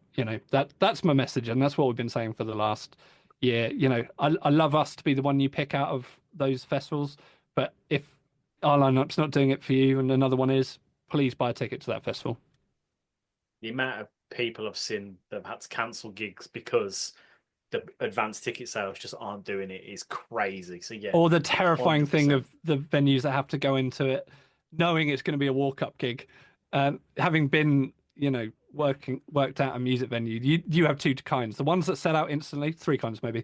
The ones which is going to be a walk-up gig, and then the one that you just know it's not going to be a walk-up gig, and you watch a really cool band play to 8 people. Actually, back in the day before I worked at the Boiler Room, Ed Sheeran played to about 15 people in the Boiler Room as well. So it happens. That's crazy to Well, think about now. I love how you just have to drop one of those little life stories in there right at the end, just before we're wrapping up. But like, isn't there one for you? Well, I didn't work there at the time. I just heard about it, but because he went to ACM in Guildford as well. Well, I think he went for like a week and then quit, but he's on their Hall of Alumni. Of course he is. He's here for a week. It counts. It counts, all right? Yeah, it counts. Well, Joe, this has been so much fun. But Mr. Stevens, any more questions for our wonderful guest? One last one, John, and I'll let you go and enjoy the rest of your evening. When you first started out this dream of wanting to put on your own festival, being in the music industry pretty much all your life, obviously with your dad and everything, did you ever think this is where you'd be today? What when I started it and Growing up, but then doing that sort of thing, yeah. Oh God, when growing up, I don't think I've ever known what I'm gonna. Life is so confusing and hard that, and the wind has changed so many times with what I've done. Like I said, if I got my CV up, having ran a high street graphic design place, in Australia, and was a corporate event manager, been a front of house, theatre crew, worked at corporate events at Cathedral, then worked at a music venue. Like I've just let the wind take me the whole time. So in a sense, yeah, it's like perfectly natural that I would have done something like this. I do feel like I have found the thing that I would wanted to do the most. And Yeah. I mean, I'm hesitant to say best at because, every year could be your last year. But it's just the nature of the job, But I have now recently realized I'm not sure I could go back to working for someone else. Like, I just wake up, get on Zoom, me and Catherine work out our day, go about our day, catch up. Sorry, we chat on Discord actually. Pop in all day, but having a proper boss or job that I'm not sure I could do again now. Can't say I blame you. I could see the fear in your eyes as you were saying it. Well, my most recent job, I was the digital marketing manager for a performing arts university. So, like, if you want to be in the West End or theatre or whatever you trained with us, and I had to get that job in the pandemic because, like I said to you, I'd quit. I wanted to be a tour manager full time, and then that happened, and I was like, I literally wrote to them in the start of my cover letter. First of all, I was really pleased that I saw this job because I opened it with, I didn't expect to find any jobs in the arts right now. This is amazing. I'm really happy to be applying for this. But equally, I'd never expected to get another normal job again. I'd start getting lots of hand tattoos. That was my I'm not getting a normal job again thing. And then suddenly I was thrust back into like a semi-corporate job. And I love the people there and I love the job. But stepping away from that and just be me and Catherine, and then we build our crew every year, and Jahan's part of the team actually. Sorry Jahan. But I mean, he has a full-time job, he does it on the side. Catherine and I do it full-time. I don't think I'd like to go back to not doing that. I could do a bit of graphic design on the side. If anyone wants any graphic design, pop me an email. Incredible. Joe, before we let you go, plug social media's websites. Where can people go find everything out in the world? All of our handles are RDR Festival because someone had radar on one of them. So we managed to get RDR Festival on everything from our Facebook, Instagram, YouTube, RDR Festival. We're most active on Instagram. I think it's the platform that suits us the most. But we are on the tickety-tock, as the young people call it. And the other ones that I don't quite understand. There's that many now, I lose track. Incredible. We are coming off Twitter. I think there's been a bit of a line in the sand recently, and I'm going to delete our Twitter. Can't say I blame you. Yeah, I'd do the Facebook probably in a couple of years, see where that goes. But the sad thing is, it's one of the main ways that you sell tickets to a festival. I don't blame you, Twitter. I get very tempted to ask, to be fair. Well, one of the biggest things for me is not looking at reels. Like, when you're sitting on your sofa and you're like, 16 hours have just gone by and I've just done this. Yeah. And I'm very aware. It's like this double-bladed sword. We have to put out content like that, but I feel bad doing it because I hate it personally. And I really have tried to stop myself. I've weaned myself off it. I found myself over Christmas, because the music industry just stops. I was like, oh, okay, I've got nothing to do for 3 weeks. This is obviously, we had festivals content to make and stuff, but it was very light. And I was just like, found my way back into reels again. And it's the second I came back to work, I was like, right, not doing that anymore. YouTube shorts are the worst one for me. Like, I get sucked into those snippet stories that are 20, 30 seconds long that are really well put together. And I'll just be sitting here working, and I'm like, I've been watching YouTube Shorts for a bit. I hope Catherine doesn't know. Also, because I'm so neurodiverse, so I work in like real flits. Like, I'll have, really, once I get going, I'll be productive forever. But getting going sometimes is like, pulling that cord on a chainsaw. It takes quite a while. I'm definitely ADD, dyslexic, dyscalculate, a bit dyspraxic, definitely OCD. But I have, as I was taught working for the Performing Arts University, is you have to find your superpower, and I've always embraced that. I know how best I work and how creative I can be, but I have to manage that because I can get really sidetracked, or, like I said earlier, decorate. I have to spend that hour decorating that spreadsheet before I can put the information into it. Oh, I absolutely love it. Joe, thank you so much for taking time to chat to us today. It's been really fun. Absolutely blast. It's really, really fun. Thank you so much for doing it. It's been so much fun chatting to you tonight. Yeah, you too. Yeah, great. Massively appreciate your time. But yeah, all the best with the rest of the build up and everything, and getting everything out there. Nice to meet you both. Right, take it easy, my friends. See you later. Bye. Bye. I really should get this beard sorted. Oh, hello, everybody. Welcome back to the edition of the Chronicles of Podcasts, the Chronicles of Radar Festival. I mean, you were in for a treat, and I hope you enjoyed said treat, seeing as it was right at the beginning of this edition. So, it's stellar. Stellar interview. Huge thank you to Matt Benton of Hold Tight just for setting that up, because that was, You never know. You never know what you're going to get. And that was just pure. I think some of those answers that we had from Joe were just like, Oh yeah, yeah. The man's got Mental. stories. The man has got stories. Absolutely. Stories for days, lads. Stories for days. Jamie. Yes, sir. When did we decide to stop building underground secret tunnels? Ooh. Wow, if they're a secret, they might not have stopped. So, imagine having the underground, not that I'd ever want to walk through one, after the conversation we had with She Must Burn about 2 years ago when they had those secret tunnels filming music videos and got shit up in that Lincoln. Is it Lincoln and something? Yeah, I think it was Lincoln, yeah. Like, I don't think I'd ever want to walk through them. Plus, how do you know where you're going? Google Maps ain't going to work down there. No. And no doubt there's very little lighting, if any at all, because it's secret. They're not there anymore. But, like, it'd be amazing to have underground tunnels just, like, to get to work and stuff. You'd be like, I can't be asked to get the train. I'm going to go through the secret underground tunnel. Wicked, wouldn't it? It'd be so good. I imagine this day and age would be all lit up. It'd have carts that drive through and everything like that sort of thing. So there is one in town, Birmingham town for people I don't know, that is like quite famous, but obviously you can't access it anymore. And it's where the mailbox is that goes to, I think it's New Street Station. There's like a giant underground tunnel because they'd move all the post. That's how they used to move all the post. Oh, okay. So I love how you think nobody's going to know you from fucking Birmingham, since we're talking about it every fucking week. Just in case people have not listened to this before, you never know. You never know. Just in case you don't know where I'm from. All right, I was just trying to be nice. All right, fuck you. But there's also an underground cinema in Birmingham as well. It's an old Odeon. There's like pictures of it online. I'd love to have a mooch around in there.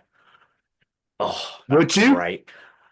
The tunnel's not so much the cinema. Yes, I'd love to see the old cinema. I'd be intrigued.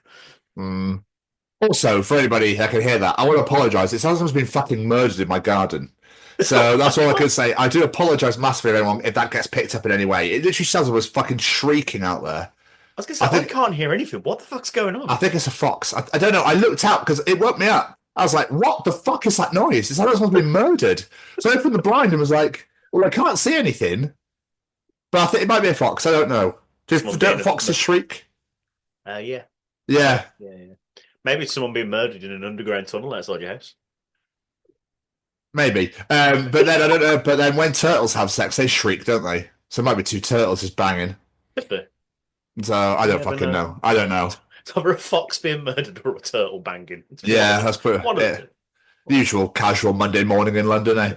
I happened to wake up outside. I was like, of course it's the turtles. Yes, of course it's the turtles. Absolutely. I wonder if that's how the Teenage Mutant Ninja Turtles sound. No, never mind. I do not want to think of that. Teenage Mutant Ninja Turtles. So heroes. Turtle power.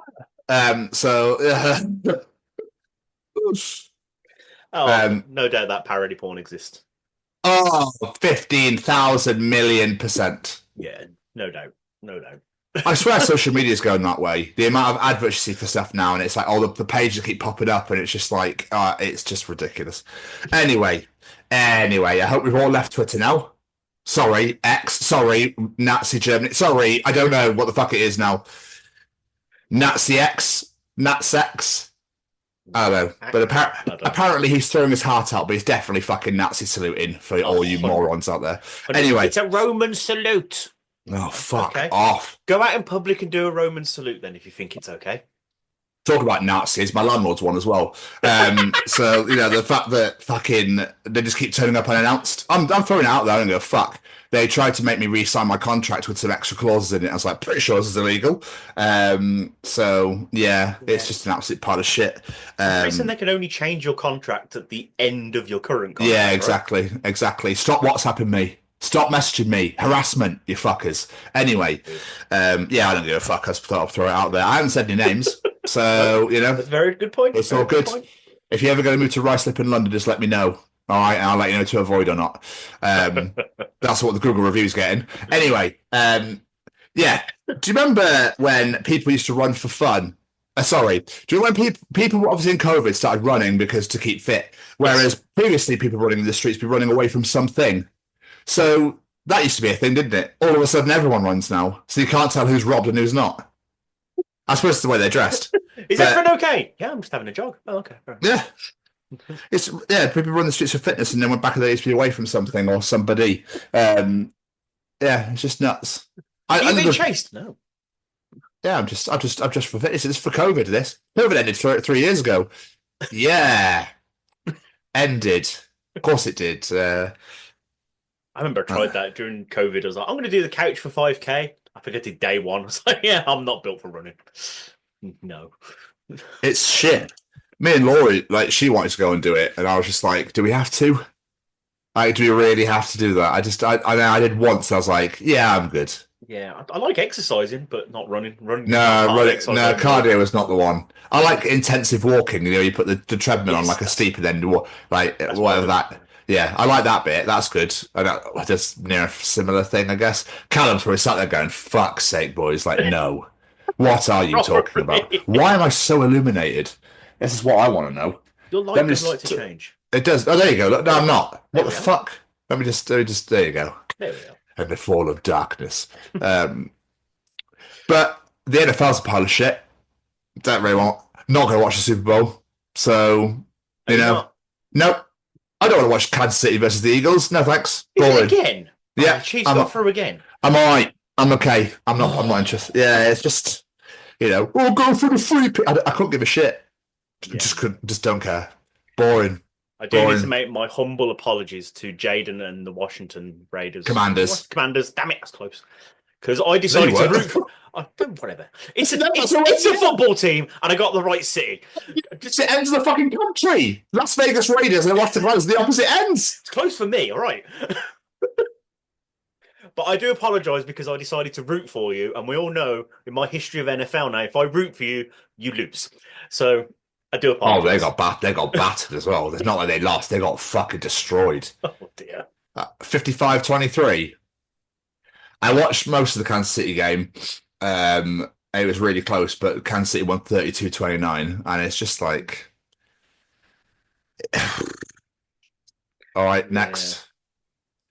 Obviously, the way the players are fine. It's just the way the players play, and they play with their coach, and that's fine. And that's great for them. But I'm not watching that Super Bowl. Even the halftime show don't interest me. So I'm not going to wake. I'm not going to stay up till stupid o'clock in the mornings to watch it. Do you know what's going to happen though? You know I will. Oh, 100%. You know I will. 100%. But it just doesn't interest me at all. I just couldn't give a fuck. I'll just watch the first half. And then I'm going to bed. Next thing you know, you've watched the whole game. Yeah. I don't want Mondays, so it's a bit. But then it's like, do I want to lose my only lie-in before another 5-day stretch of work? But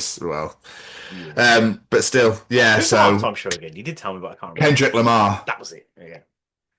So yeah, but it is what it is. So yeah, how are you, man? Anyway, you okay? Yeah, I'm good. I've somehow managed to hurt my fucking back. So other than that, yeah. I woke up yesterday morning and like all this side of my back here is killing me. Like any movement really hurts, which is really annoying. I don't know what I've done, but painkillers ain't touching it. I've got some like muscle rub that ain't touching it. Trap nerve? I have no idea. Becky like sort of tried to take the knots out yesterday, and yeah, that hasn't helped. I don't know. I think I've just reached that point now in my life where I'm old enough to injure myself in my sleep. Yeah. Did you reach for an onion? What? Reach for an onion? My friend Lucy back in Cheltenham, she reached for an onion and tore her ACL. So exactly. Fucking Hannah from Rock Pit Fit put something up yesterday. Like she stepped out of the house or something like that and managed to hurt herself. Like, how do we just all hurt ourselves doing menial tasks? It's just the way we live.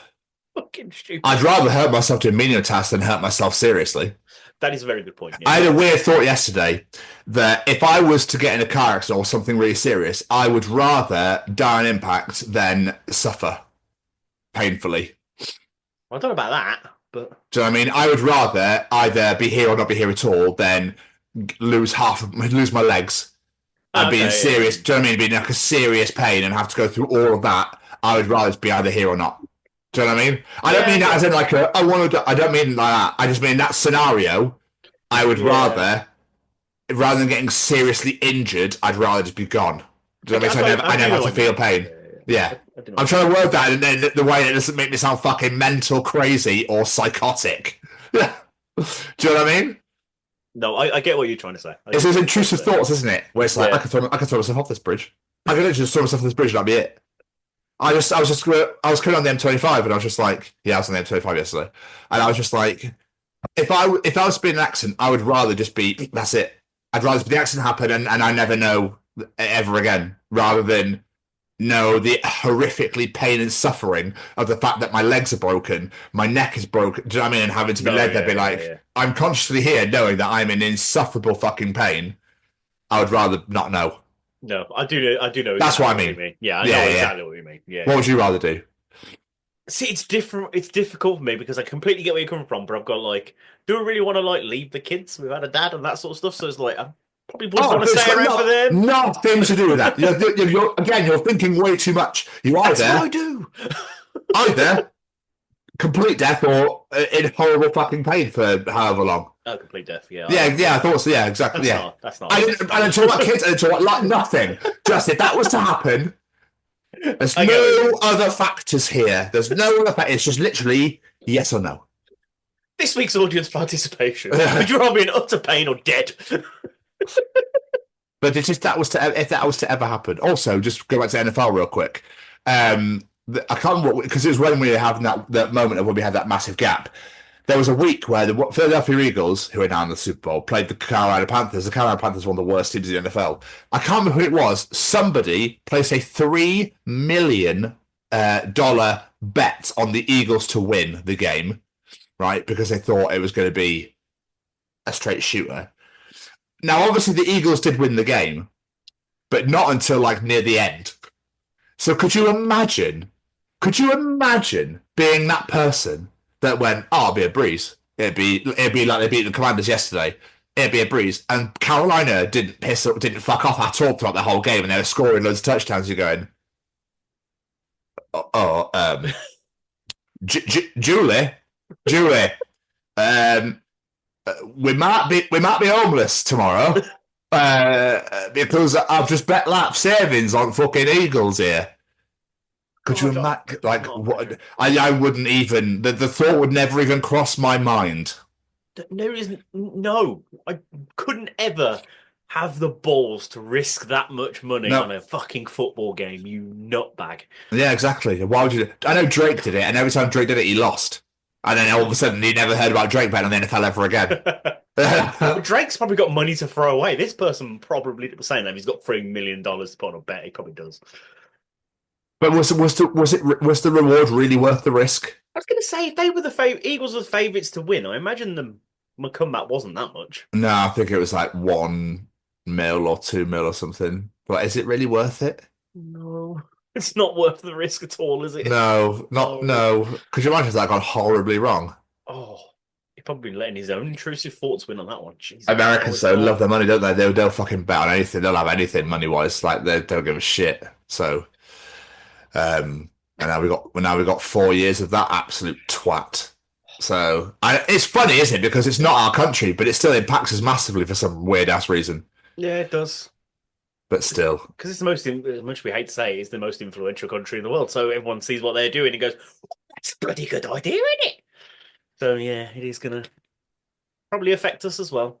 But as long as he's got his Diet Coke button, he's happy. I feel that we should fucking run. Fuck it. Just run. Let's just run for it. Let's run for Prime Minister. Oh, do you reckon? That'd be great. I wouldn't know what to fucking do. I don't know, but it would be fun though. Well, the campaigns would be fun. Yeah. Anyway. Just going back to Trump settler. Did you see the news report of the guy from Greenland? I don't know if I want to talk about this guy. Go on. No. It's not actually about Trump. The guy who owns. My brain and geography is not working. The country that owned Greenland. Yeah, Denmark. That's it. Did you hear what he said in like the public speaking? Basically went, Greenland is not for sale. It's never been for sale, and it's not going to be for sale. So, Mr. Trump, in words that you could easily understand, fuck you. I was like, it is not for sale. Let me put it in words you might understand. Mr. Trump, f*** off. Bravo, sir. Bravo. It's such a weird. Why do you want Greenland? God knows. I reckon he wants to make it a massive golf course myself, but still. Gulf of Mexico is now the Gulf of America. Fuck off. Oh, anyway, I don't want to talk about him anymore. How are you, James? Yeah, I'm good. Apart from the back, I'm good. I've had a couple of days off. I'm back in work tonight on nights, so I'm just going to try and have a bit of a chill day. Maybe have a nap in a bit. But other than that, yeah, pretty good. What about you? That's decent. Yeah, before I get into, I should also let you know that Callum sadly isn't here this week.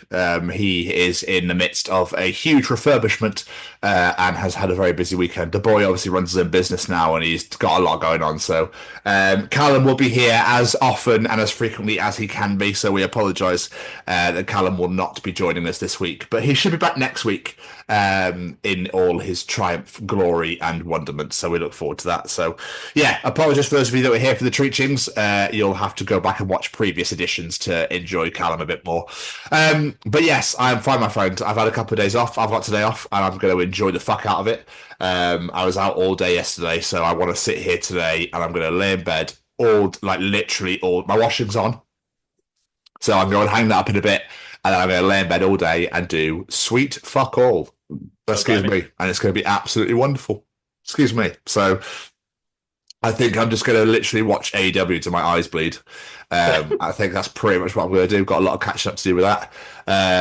Obviously, we interviewed last week, so that we went, and then you heard that at the start of this edition, so that was really fucking good. But yeah, man, like it's just going to be a bit of a chill one. It's just going to be a bit of a chill one. I'm just going to enjoy it because working's fine, right? I know people do 5 days a week normally, but 5 days a week in retail healthcare.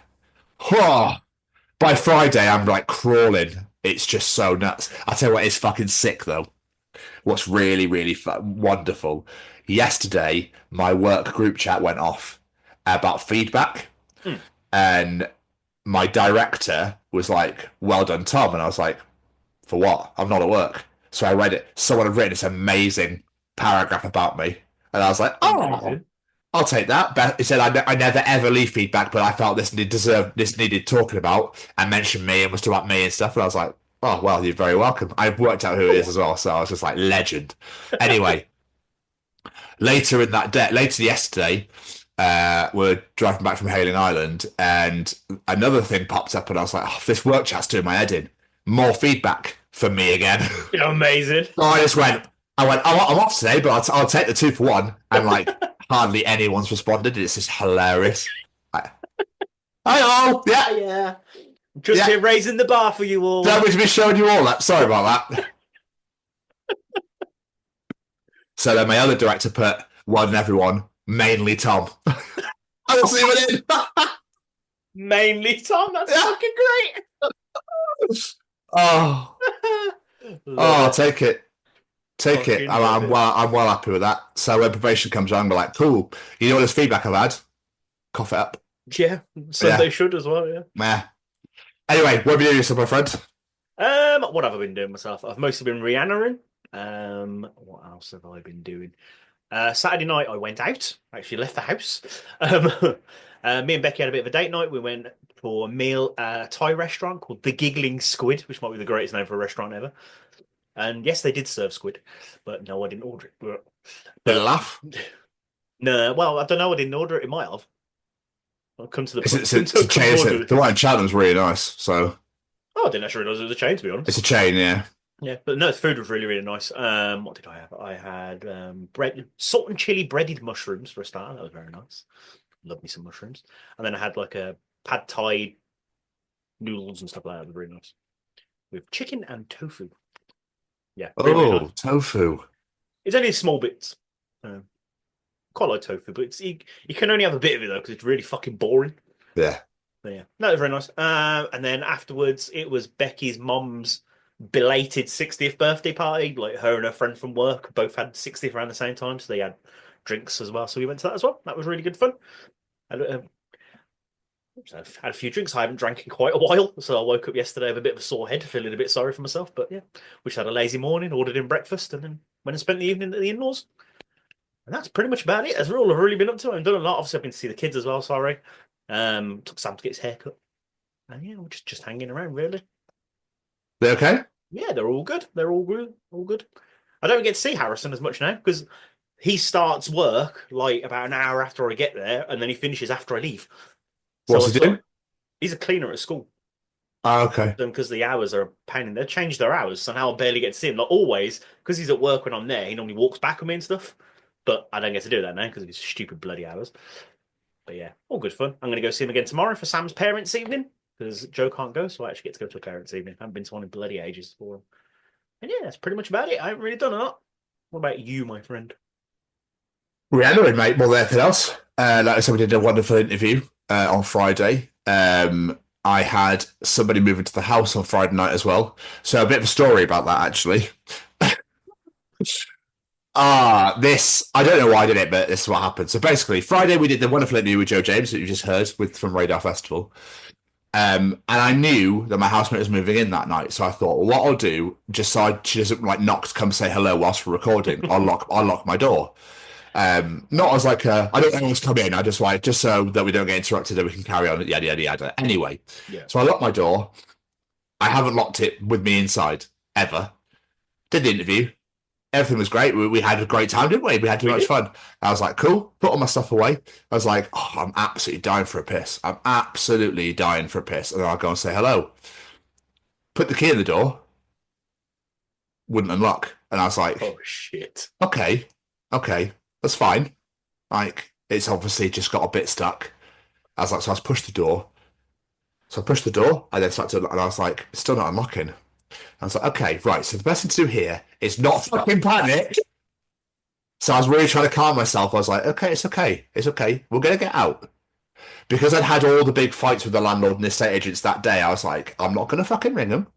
I'm just going to do this myself. Yeah. I was like, I'm not going to fucking say anything because they'll probably charge me £15 million to replace the door. So, yeah. And then tell me it's all my fault and take more money off of me. Anyway. So I was like, it's okay. I will get out of here. It'd be fine. So I started nothing, and I was really twisting. Then I thought I bent my key, and I was like, I'm really not getting out now. And I was going, okay, it's okay. So anytime I had a moment of panic, I'd rattle the door. So I'd be like, boom. I was like, okay, it's okay. We're all going to be all right. My housemate Sophie was just going. Then I heard her talking, and I started going, hello. And she was talking around. I was like, yeah? And she wasn't talking to me. She's on the phone. And I was like, for fuck's sake. I was like, right, okay, it's okay. So I started writing it, nothing. I almost then thought, should I just jump out the window with the keys? I was like, it's a bit of a drop. It's into my garden, so it's not I can go out the front. I could just go into the garden then. But then I was like, but the garden door's locked. Right. Okay. What am I going to fucking do? And I thought, I pushed, I pulled, I lifted, I did everything I could. I thought nothing's working. And so I rang my mum. What the fuck's she going to do? She's miles away. She didn't answer. So I was going, I don't know. I thought what I'll try is since about 20 minutes gone by, I was like, I'll slide it. I was so desperate for the toilet. I was like, I could just piss in my bottle, but look how small that is. Yeah. I was like, right, I think. I was like, I'll slide really slowly and I'll twist at the same time. I'll just twist every now and again. So I slid really slowly, twisted, and it unlocked. I was like, oh, okay. And breathe, and zen, and yin and yang, and everything else, and we're all okay. No one's died, no fires. Went straight to the toilet. It was like, that's the steam fucking that's just going everywhere. I was just like, that sensation of just like, I thought my bladder was going to explode. So that probably added to your panic, to be fair, the fact you wanted to piss. Yeah. And then I sat and chatted to her for a while. Really lovely. Like, do you know when you think you get that nerve of like, I've been living on my own for 2 weeks, and now I'm like, now I've got to live with someone. This is going to be shit after I've had my own space for so long. She's fucking awesome. So I was like, yes, we're all okay. So yeah, it was just really funny. And then she was like, I noticed that you were rattling the door quite a lot, and I got a bit concerned. I was going to see if you were okay, but I thought you were just doing something else. Doing what? I was like, I don't know. It was funny. I just enjoy rattling my door. And then I offered to let her out, like to lock behind the door behind her. You can be all right with the door, yeah? Like, fuck you. Fuck you very much. We've known each other for an hour. I like this girl already. She's cool as fuck. But yeah, the panic, my friend, the panic was horrible. I could imagine. I was really trying, because it's a brand new lock. So I was like, why is it? And I was just like, I'm just going to chill. It's going to be okay. I think if I'd really had a meltdown, I probably had a massive panic attack. But we're all good. So it's fine. We're fine. I'm free. We're all good. I do like the fact you're mid-panic, like, who can help me? Mommy! She was the first person I thought I was going to talk to Mum. She'll calm me down. I should fucking answer. We get older, but we never grow up. We all still need our mummies. Well, yeah, but not saying like that. So that I went out yesterday. I went out with Kelly. We went to Hailing Island. Decided to be a really good idea in a storm to go to the coast. So we were in a 60-mile-an-hour fucking hurricane trying to walk her dog. Every time the dog went to piss, it was just like flying fucking everywhere. They've only gone shower before, but not from a dog. Fucking hell. Sour. So that was really nice. But we were gonna have a picnic on the beach and shit. But obviously, there's no chance. So we decided to eat the picnic in the car and just watch the waves fucking fly and boats. Watching people on boating, like, what are you mental? Are you fucking mental? What are you doing? But that was really nice. It's really weird to go because it's like, oh, we'll go near Portsmouth. I'm like, Portsmouth's miles away. No, it's not. It's not miles away anymore. I keep forgetting that I live really close to the coast now. I'm like, oh yeah. Like, fuck. She was like, oh, I want to go to this gig. And I was like, London. She went, no, Southampton. It's like, but that's not far. Oh, okay. I keep forgetting where I am. I think, no, Bristol's close. Oh, no, it's not. Bristol's nowhere fucking near anymore. No, it's so weird, man. It's really funny. Like, just, yeah. But I had to get to her via the bus because it's cheaper. So I stood at Heathrow for like an hour waiting for a bus. But it's weird to be at Heathrow Airport. Like, I was just normal, is it? Like, do you know what I mean? It's so odd. But I love it. I wouldn't change it for the world. We had a really nice day yesterday. Went to Hailing Island. Went back to hers for a little bit, just chilled out. And then I came back, watched the NFL. That fox is still fucking screaming. It's really distracting sometimes. What else have I done? And then today I'm going to chill out. I was doing some washing. I'm going to watch some AW. I got Netflix. So I can catch up with WWE, even though I'm in July of last year. I got bored, man. I got really bored. I was just like, I can't be asked to watch this anymore. We just give up and have a hard reset. When they do the abroad pay-per-views, they only take like half the roster, and it's just boring. Yeah. Do you know what I mean? There's no excitement for it. It's always. I always find with WWE when they go abroad, the results are always predictable. There's no surprises or it's always the same. You're like, well, I know what's going to win it. You know what I mean? I don't know if you get what I mean. No, I'd get completely going. Yeah, I mean, it's a bit different now, but back in the day when you have like one night only, Capital Carnage, they always had the same fucking results. It was so predictable. It was it's boring. Yeah, it's not fun. And they would take like one or two big main carders over and then take all the. I don't know. It's just me. But yeah, man. Other than that, not a lot's really happened. Yeah, I did actually have a thought yesterday. I meant to ask you about it. Oh fuck! Nothing scary. Don't worry. We were watching Grey's Anatomy because still working our way through it. What season? I'm on 17 or 18. Actually, I'm on 19. Yeah. We fucking because it's all we watch. Like if me and Becky are told together, let's watch Grey's. Like it's all we watch. We're so hooked on it. But there's a scene in it where this woman gave birth and was holding her baby and everything. I was just thinking to myself, where the fuck do these studios get these babies from? Like, is there an agency for newborn babies? Like, because you can't just have a baby that's been alive a while. It's not going to look newborn. I wonder how they cast it. They just go through a fucking maternity would be like, no, too ugly. No, head's too big. Like, I don't know.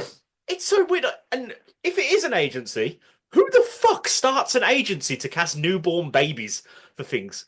It's weird. It must be an American thing. Yeah, I started really overthinking it. I was like, does anyone on the cast and crew have a newborn baby in the family we could borrow for 10 minutes? Like, how does this happen? I want to know. Have you been sat there criticising their porting skills? You rarely see a porter, but when you do, I do kind of cheer. I'm like, hey, we got a porter! No, I mean, I said, he's doing that, right? Should be pushing it like that. Nah, because you never see them. Okay. I did see one yesterday and I was like, they're kind of old to be a porter, aren't they? Does Becky question their receptionist skills? It wouldn't surprise me if she did. Do you know how people watch movies, but they're like, oh, they shot this way?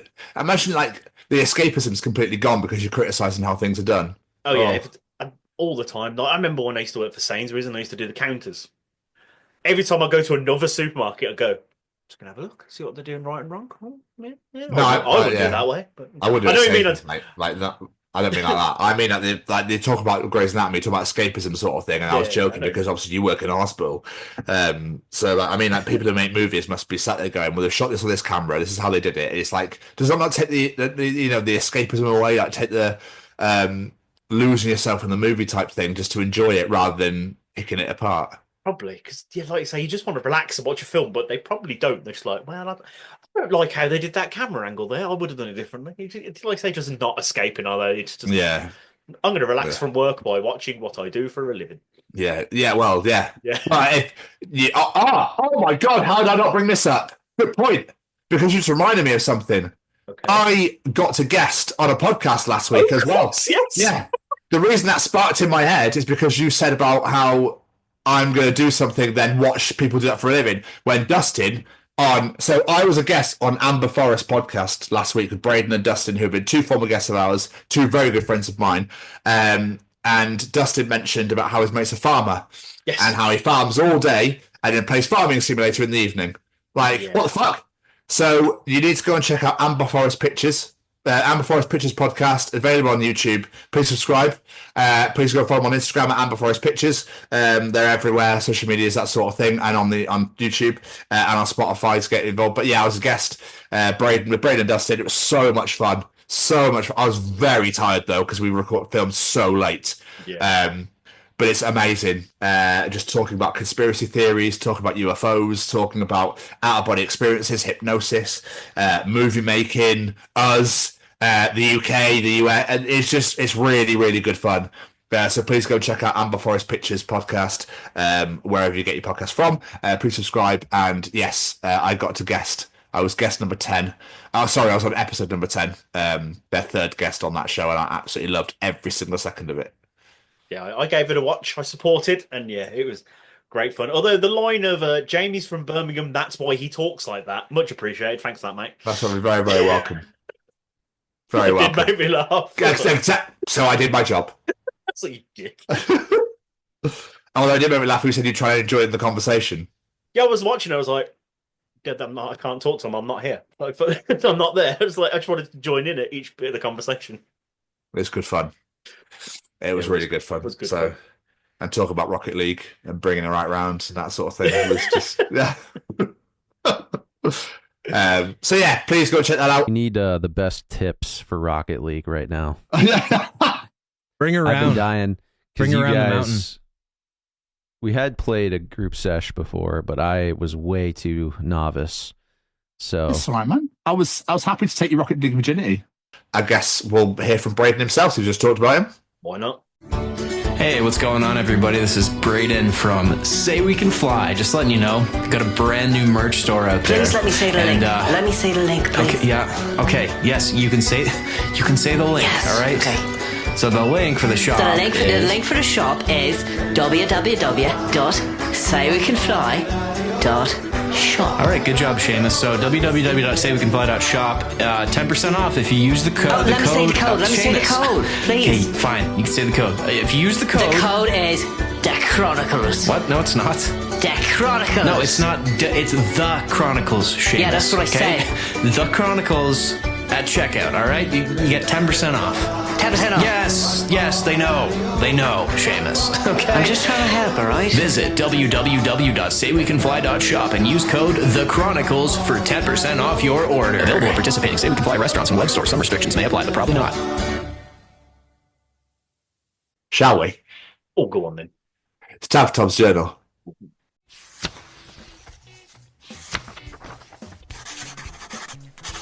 And welcome to another edition of Tom's Journal. So, this is going to make no sense now because this was designed for the Christmas edition, but I'm going to throw it in anyway. Oh, well. Anyway, Christmas caroling. We're singing the 2013 studio album Sempiternal by Bring Me the Horizon in its entirety. Could you imagine? Over the doors. This is Sempiternal. Would be absolutely amazing. We're going to sing it like a Christmas carol. Yeah, oh yeah. This is Sempiternal. Fucking great. It feels like I'm sleepwalking. I love that song. I'll have to list that later. Jamie, what are your pronouns? Because lately I'm partial to Big Dog.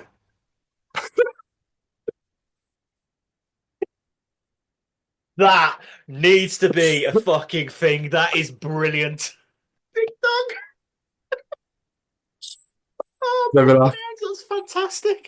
This is the level of destruction in this tweet here is phenomenal. Ashley tweets, just cheated on my test, got a 98, kawaii.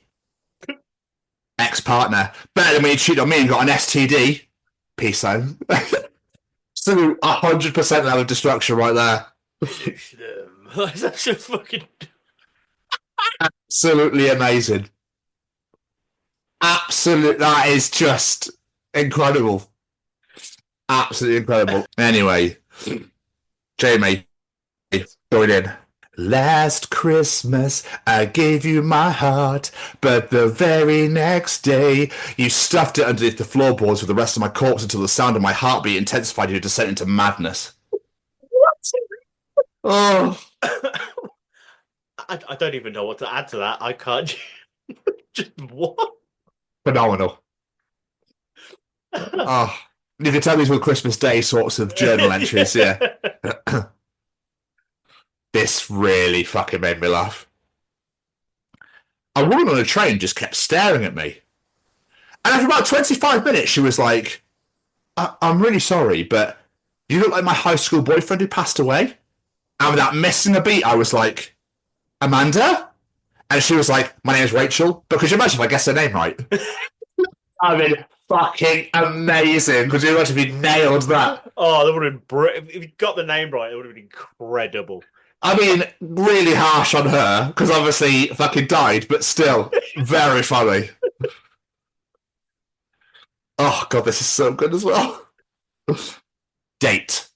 So, I'm from a broken home. Bob the Builder bites lips. How broken? That might be my favourite journal entry of some time. That's fucking superb. Oh, God. Sponsor. Can I fix it? The internet brings some serious gold. Oh, funny as hell. Anyway, let's move on. Look, Jamie, when I say Netflix and chill, I mean Netflix and chill. Stop trying to kiss me. Watch this alien conspiracy theory documentary or fucking leave. So, I'm going to propose to my girlfriend. Sonic the Hedgehog. That's awesome, man. Me, I just need a ring. Stares at Sonic. Sonic, me, pulls out a baseball bat. I mean, the fact he didn't even just ask, just immediately threatened violence. Exactly. Coming straight for you, fucking Sonic. So, talking of absolute burns, news report. Millennial dads have pathetic DIY skills compared to baby boomers. Link. Yeah, maybe, but at least I had the emotional capacity to tell my daughter I love her.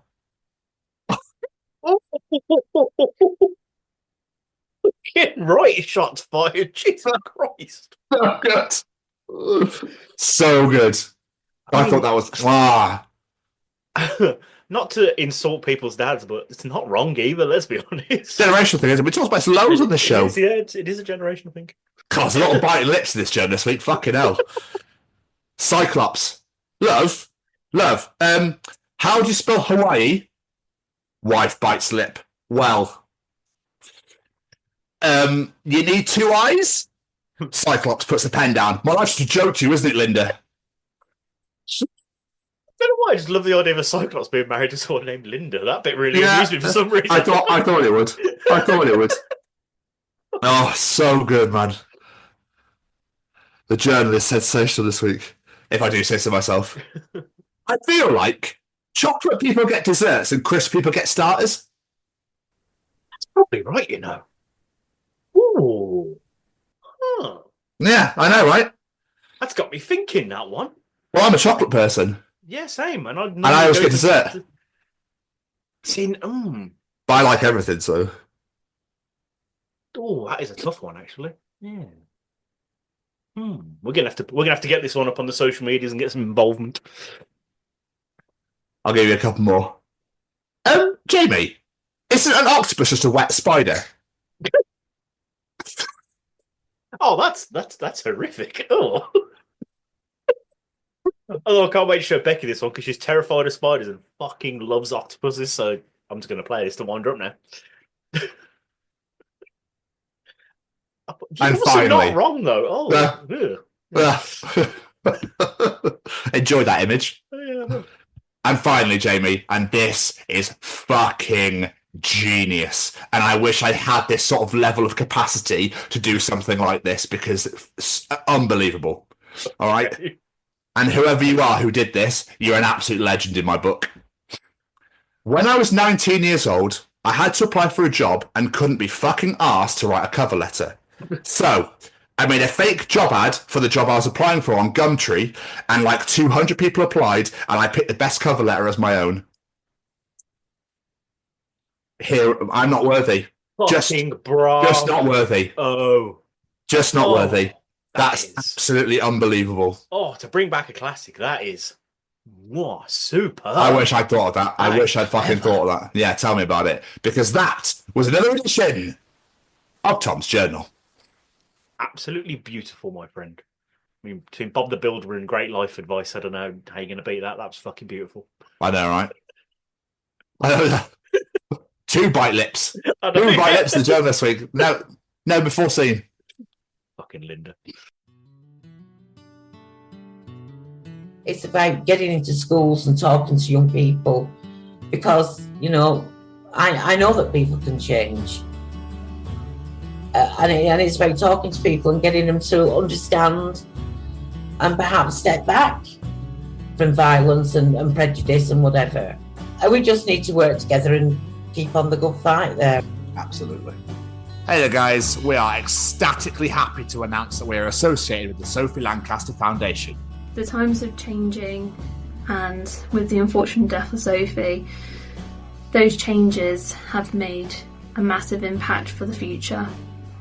If Sophie was with us still today, I can guarantee what you are doing will still be reaching so many lives of young teenagers, young adults, and those who wish to be as different as possible. So thank you very much. To find out more about this incredible foundation and all the work they do, and more importantly, how you can help, head on over to www.sophielancasterfoundation.com. Mr. Stevens, Mr. Stevens, Mr. Stevens, Mr. Tom Stevens, Mr. Stevens. Awful. But you didn't think of a song, did you? You thought the Turtles earlier. Yeah, pretty much. Yeah. Well, I've done the exact same thing. So, Jamie the Builder, can he participate? Jamie the Builder, yes, we can. This is very aggressive. It's audience participation. Audience participation. Time. Audience participation. Participation. Time. No, you could have fit. No, I wanted to end it. Participation time. You could have done that, but never mind. You could have absolutely nailed it. You have no fucking. I like my one. All right, fine. Fuck you. Participate, bitch, motherfucker. Participate, bitch, motherfucker. Ladies and gentlemen, it's time to participate in Jamie's participation challenge. This week we said, they say money can't buy you happiness, but it can buy you things. So with that in mind, if you were to win £1 million / dollars, whatever your currency is, what's the first thing you would buy? What say you, Mr. Stevens? Get myself out of fucking debt and fuck off somewhere. Yeah, pretty much. Yeah. But as you know, I would sort my mum out as well. Yeah. Not physically, as in financially. Why did you answer the phone? I was locked in there for 20 minutes, Mum. That's traumatized me. See, this one, I completely agree. I'd definitely buy my mum a house. I'd buy us a new house. I want a bigger house. And that's all that good stuff. But if I'm going for first purchase for me, something I could just own straight away, I'm buying myself a WWE Heavyweight Championship because I've wanted one since I was a fucking child, and I will buy one because I need one. I've always wanted one. I thought you were going to say something about the Transformers that Jordan the Stallion put up. Oh, I forgot about them for a minute. I do Jordan want them did too, on yeah. Instagram, yeah. Fuck it, I got £1,000,000. I'm buying them too. So, I would also donate heavily to the Sophie Lancaster Foundation as well. 100%. Yeah. Right, let's get some audience answers. Our good friend Matty Corn says, I've always wanted a treehouse when I was a kid, so I'm just going to buy myself a treehouse. Nice. Fair play. Don't blame you. Not these storms in Britain now, wouldn't, but yeah. I was going to say, you don't really see it much in Britain, but like, I also used to watch American films and stuff, and they had like tree houses as kids. I was like, I want one of them. Never ever built in a hurricane, tornado, or typhoon area. No. You are going flying out of that tree. Ben Riddler Murphy. I'm just going to book a month off work and go on holiday. Nice. There, don't blame me. Cat Finch, nothing practical. I'd buy this huge Evil Dead Ash statue because I've always wanted it and it's really expensive. Yeah, don't blame me. Matt Rose, honestly, the first thing I'd do is look for a house somewhere permanent for life. But as that takes a while, a gaming PC would definitely be my first purchase. Yeah, nice. Yeah, don't blame you. Adam Sedgwick, our friend from Tribe of Ghosts. I'd hire a van and go to Anderton's music company. I'm not going to read all these out. He literally listed 14 things that he wants with specifications of what watts they are and everything, stuff for his music career. Said, and then I'd drive to Coda Music to pick up another guitar and a bass, and then I'd drive straight to this tech company and get them all to set it up for me just for my silliness. Man knows what he wants. I'll give him credit. He literally listed everything he wants. He planned this out. Lena Westwood. I love that my daughter keeps getting involved now. She's got Facebook. A horse and stables, and then lots of Rhea Ripley merchandise. What a surprise. What, the kid's obsessed. Nina Bright Hewitson. I pay my mortgage, clear my debts, and then I take the kids on Disney World cruise. Nice. Nice. I like that. Nice. Lucy Orchard. I could finally afford a dental appointment. Oh. That's your million gone, Lucy. That's on the checkup. Gina Humphreys. I'll probably just buy a KFC. Fair. Don't blame you. Beth Adair. A plane ticket. Yeah. Yep. Sean Claire Pember. A plane ticket, and no one's going to know where I'm going. Yeah. Don't blame you. PR Brown. Probably should get a pizza. I imagine be quite hungry. Ollie Roylance. A cheese and onion pasta. Yeah, fair play. I love the idea of winning £1 million and going, I'm going to go buy cheese and onion pasta. Yeah, 100%. Well, I wouldn't get a pasta, but food definitely is on there. Yeah. Oh, 100%. Joff Fitch. Some paper and a pen for a letter to write to work. Bye. Followed by a house. And last but not least, this really made me laugh. Jake Smith. I'm not sure, but I definitely have to bash one out because you need post-nut clarity for decisions like this.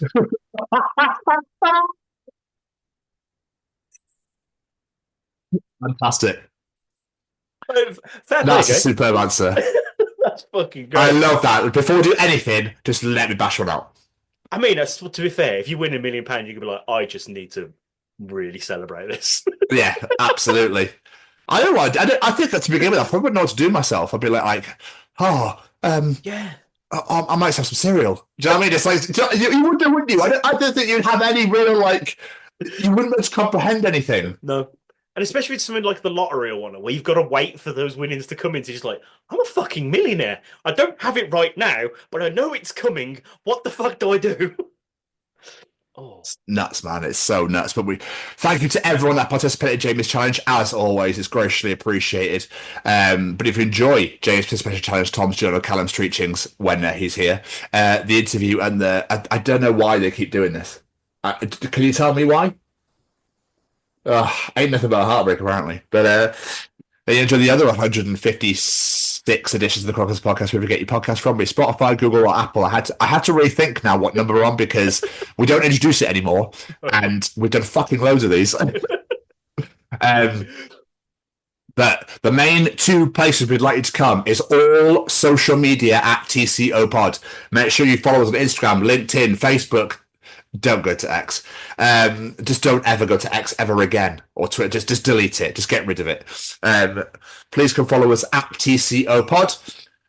Mainly TikTok and Instagram will be the best place to find us. Thank you very much. Or come and subscribe. Thank you to all 500 of you that have subscribed to the show. Thank you so much. It's a huge milestone for us. We're so proud to be at 500 finally.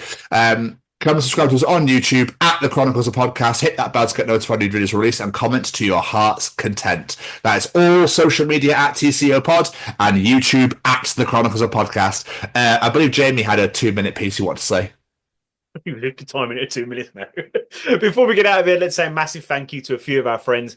Every single piece of music you heard on today's show is brought to you by the wonderful singer-songwriter Matt Roberts. Go check him out. All social medias at Matt Roberts Music. Go check him out on Spotify, YouTube, wherever you get your music from. Give his tunes a bit of a listen because they're great. And of course, I have to say a massive thank you to Mr. Braden Barry and his Say We Can Fly. Head on over to saywecanfly.shop. Check out all the beautiful pieces of apparel, signed lyrics, CDs, whatever you like the look of. Put it in your basket and enter that discount code The Chronicles to get yourself 10% off your order. And check out Anxious Ghost and check out Amber Forest Pictures podcast and go and listen to his brand new EP, Not a Home, on Spotify or wherever you get your music from as well. He's a busy boy, old Brady. It's very. Sorry, I just want to jump in. Sorry, James. And of course, we have to say a massive thank you to the Sophie Lancaster Foundation because they're stamping out prejudice, hatred, and intolerance everywhere. And I mean everywhere. This is not a UK issue, it's a global issue where people are being treated differently because of the music they listen to and the way they choose to identify themselves and represent themselves. One thing we should be able to do in this world is to simply be ourselves. So help us. Help them and get this message out into the world. Head on over to sophielancasterfoundation.com, see what you can do to help. And of course, a massive congratulations to former guest Amelia Gray, who is now an official part of the Sophie Lancaster Foundation, joining their team. A massive congratulations goes out to you. Beautiful thing to see. And of course, a massive thank you to my beautiful co-host there. Kawaii. Kawaii. Peace. Is it kawaii? Is it? I'm not Japanese. I don't fucking know. Just let's start the peace sign because no one ever does it anymore. A huge thank you to Joe James and the Radar Festival for joining us this week. It was an absolute pleasure to have you on here. Thank you so much for telling us all your insanely mental stories. We look forward to seeing you at Radar Festival this year. And as for this week, Jamie, another fantastic edition of The Bag. Another fantastic edition indeed. Love it. We can't wait to see you all next week. So as for this week, we will see you all next week. Goodbye, everybody. Ta-ta!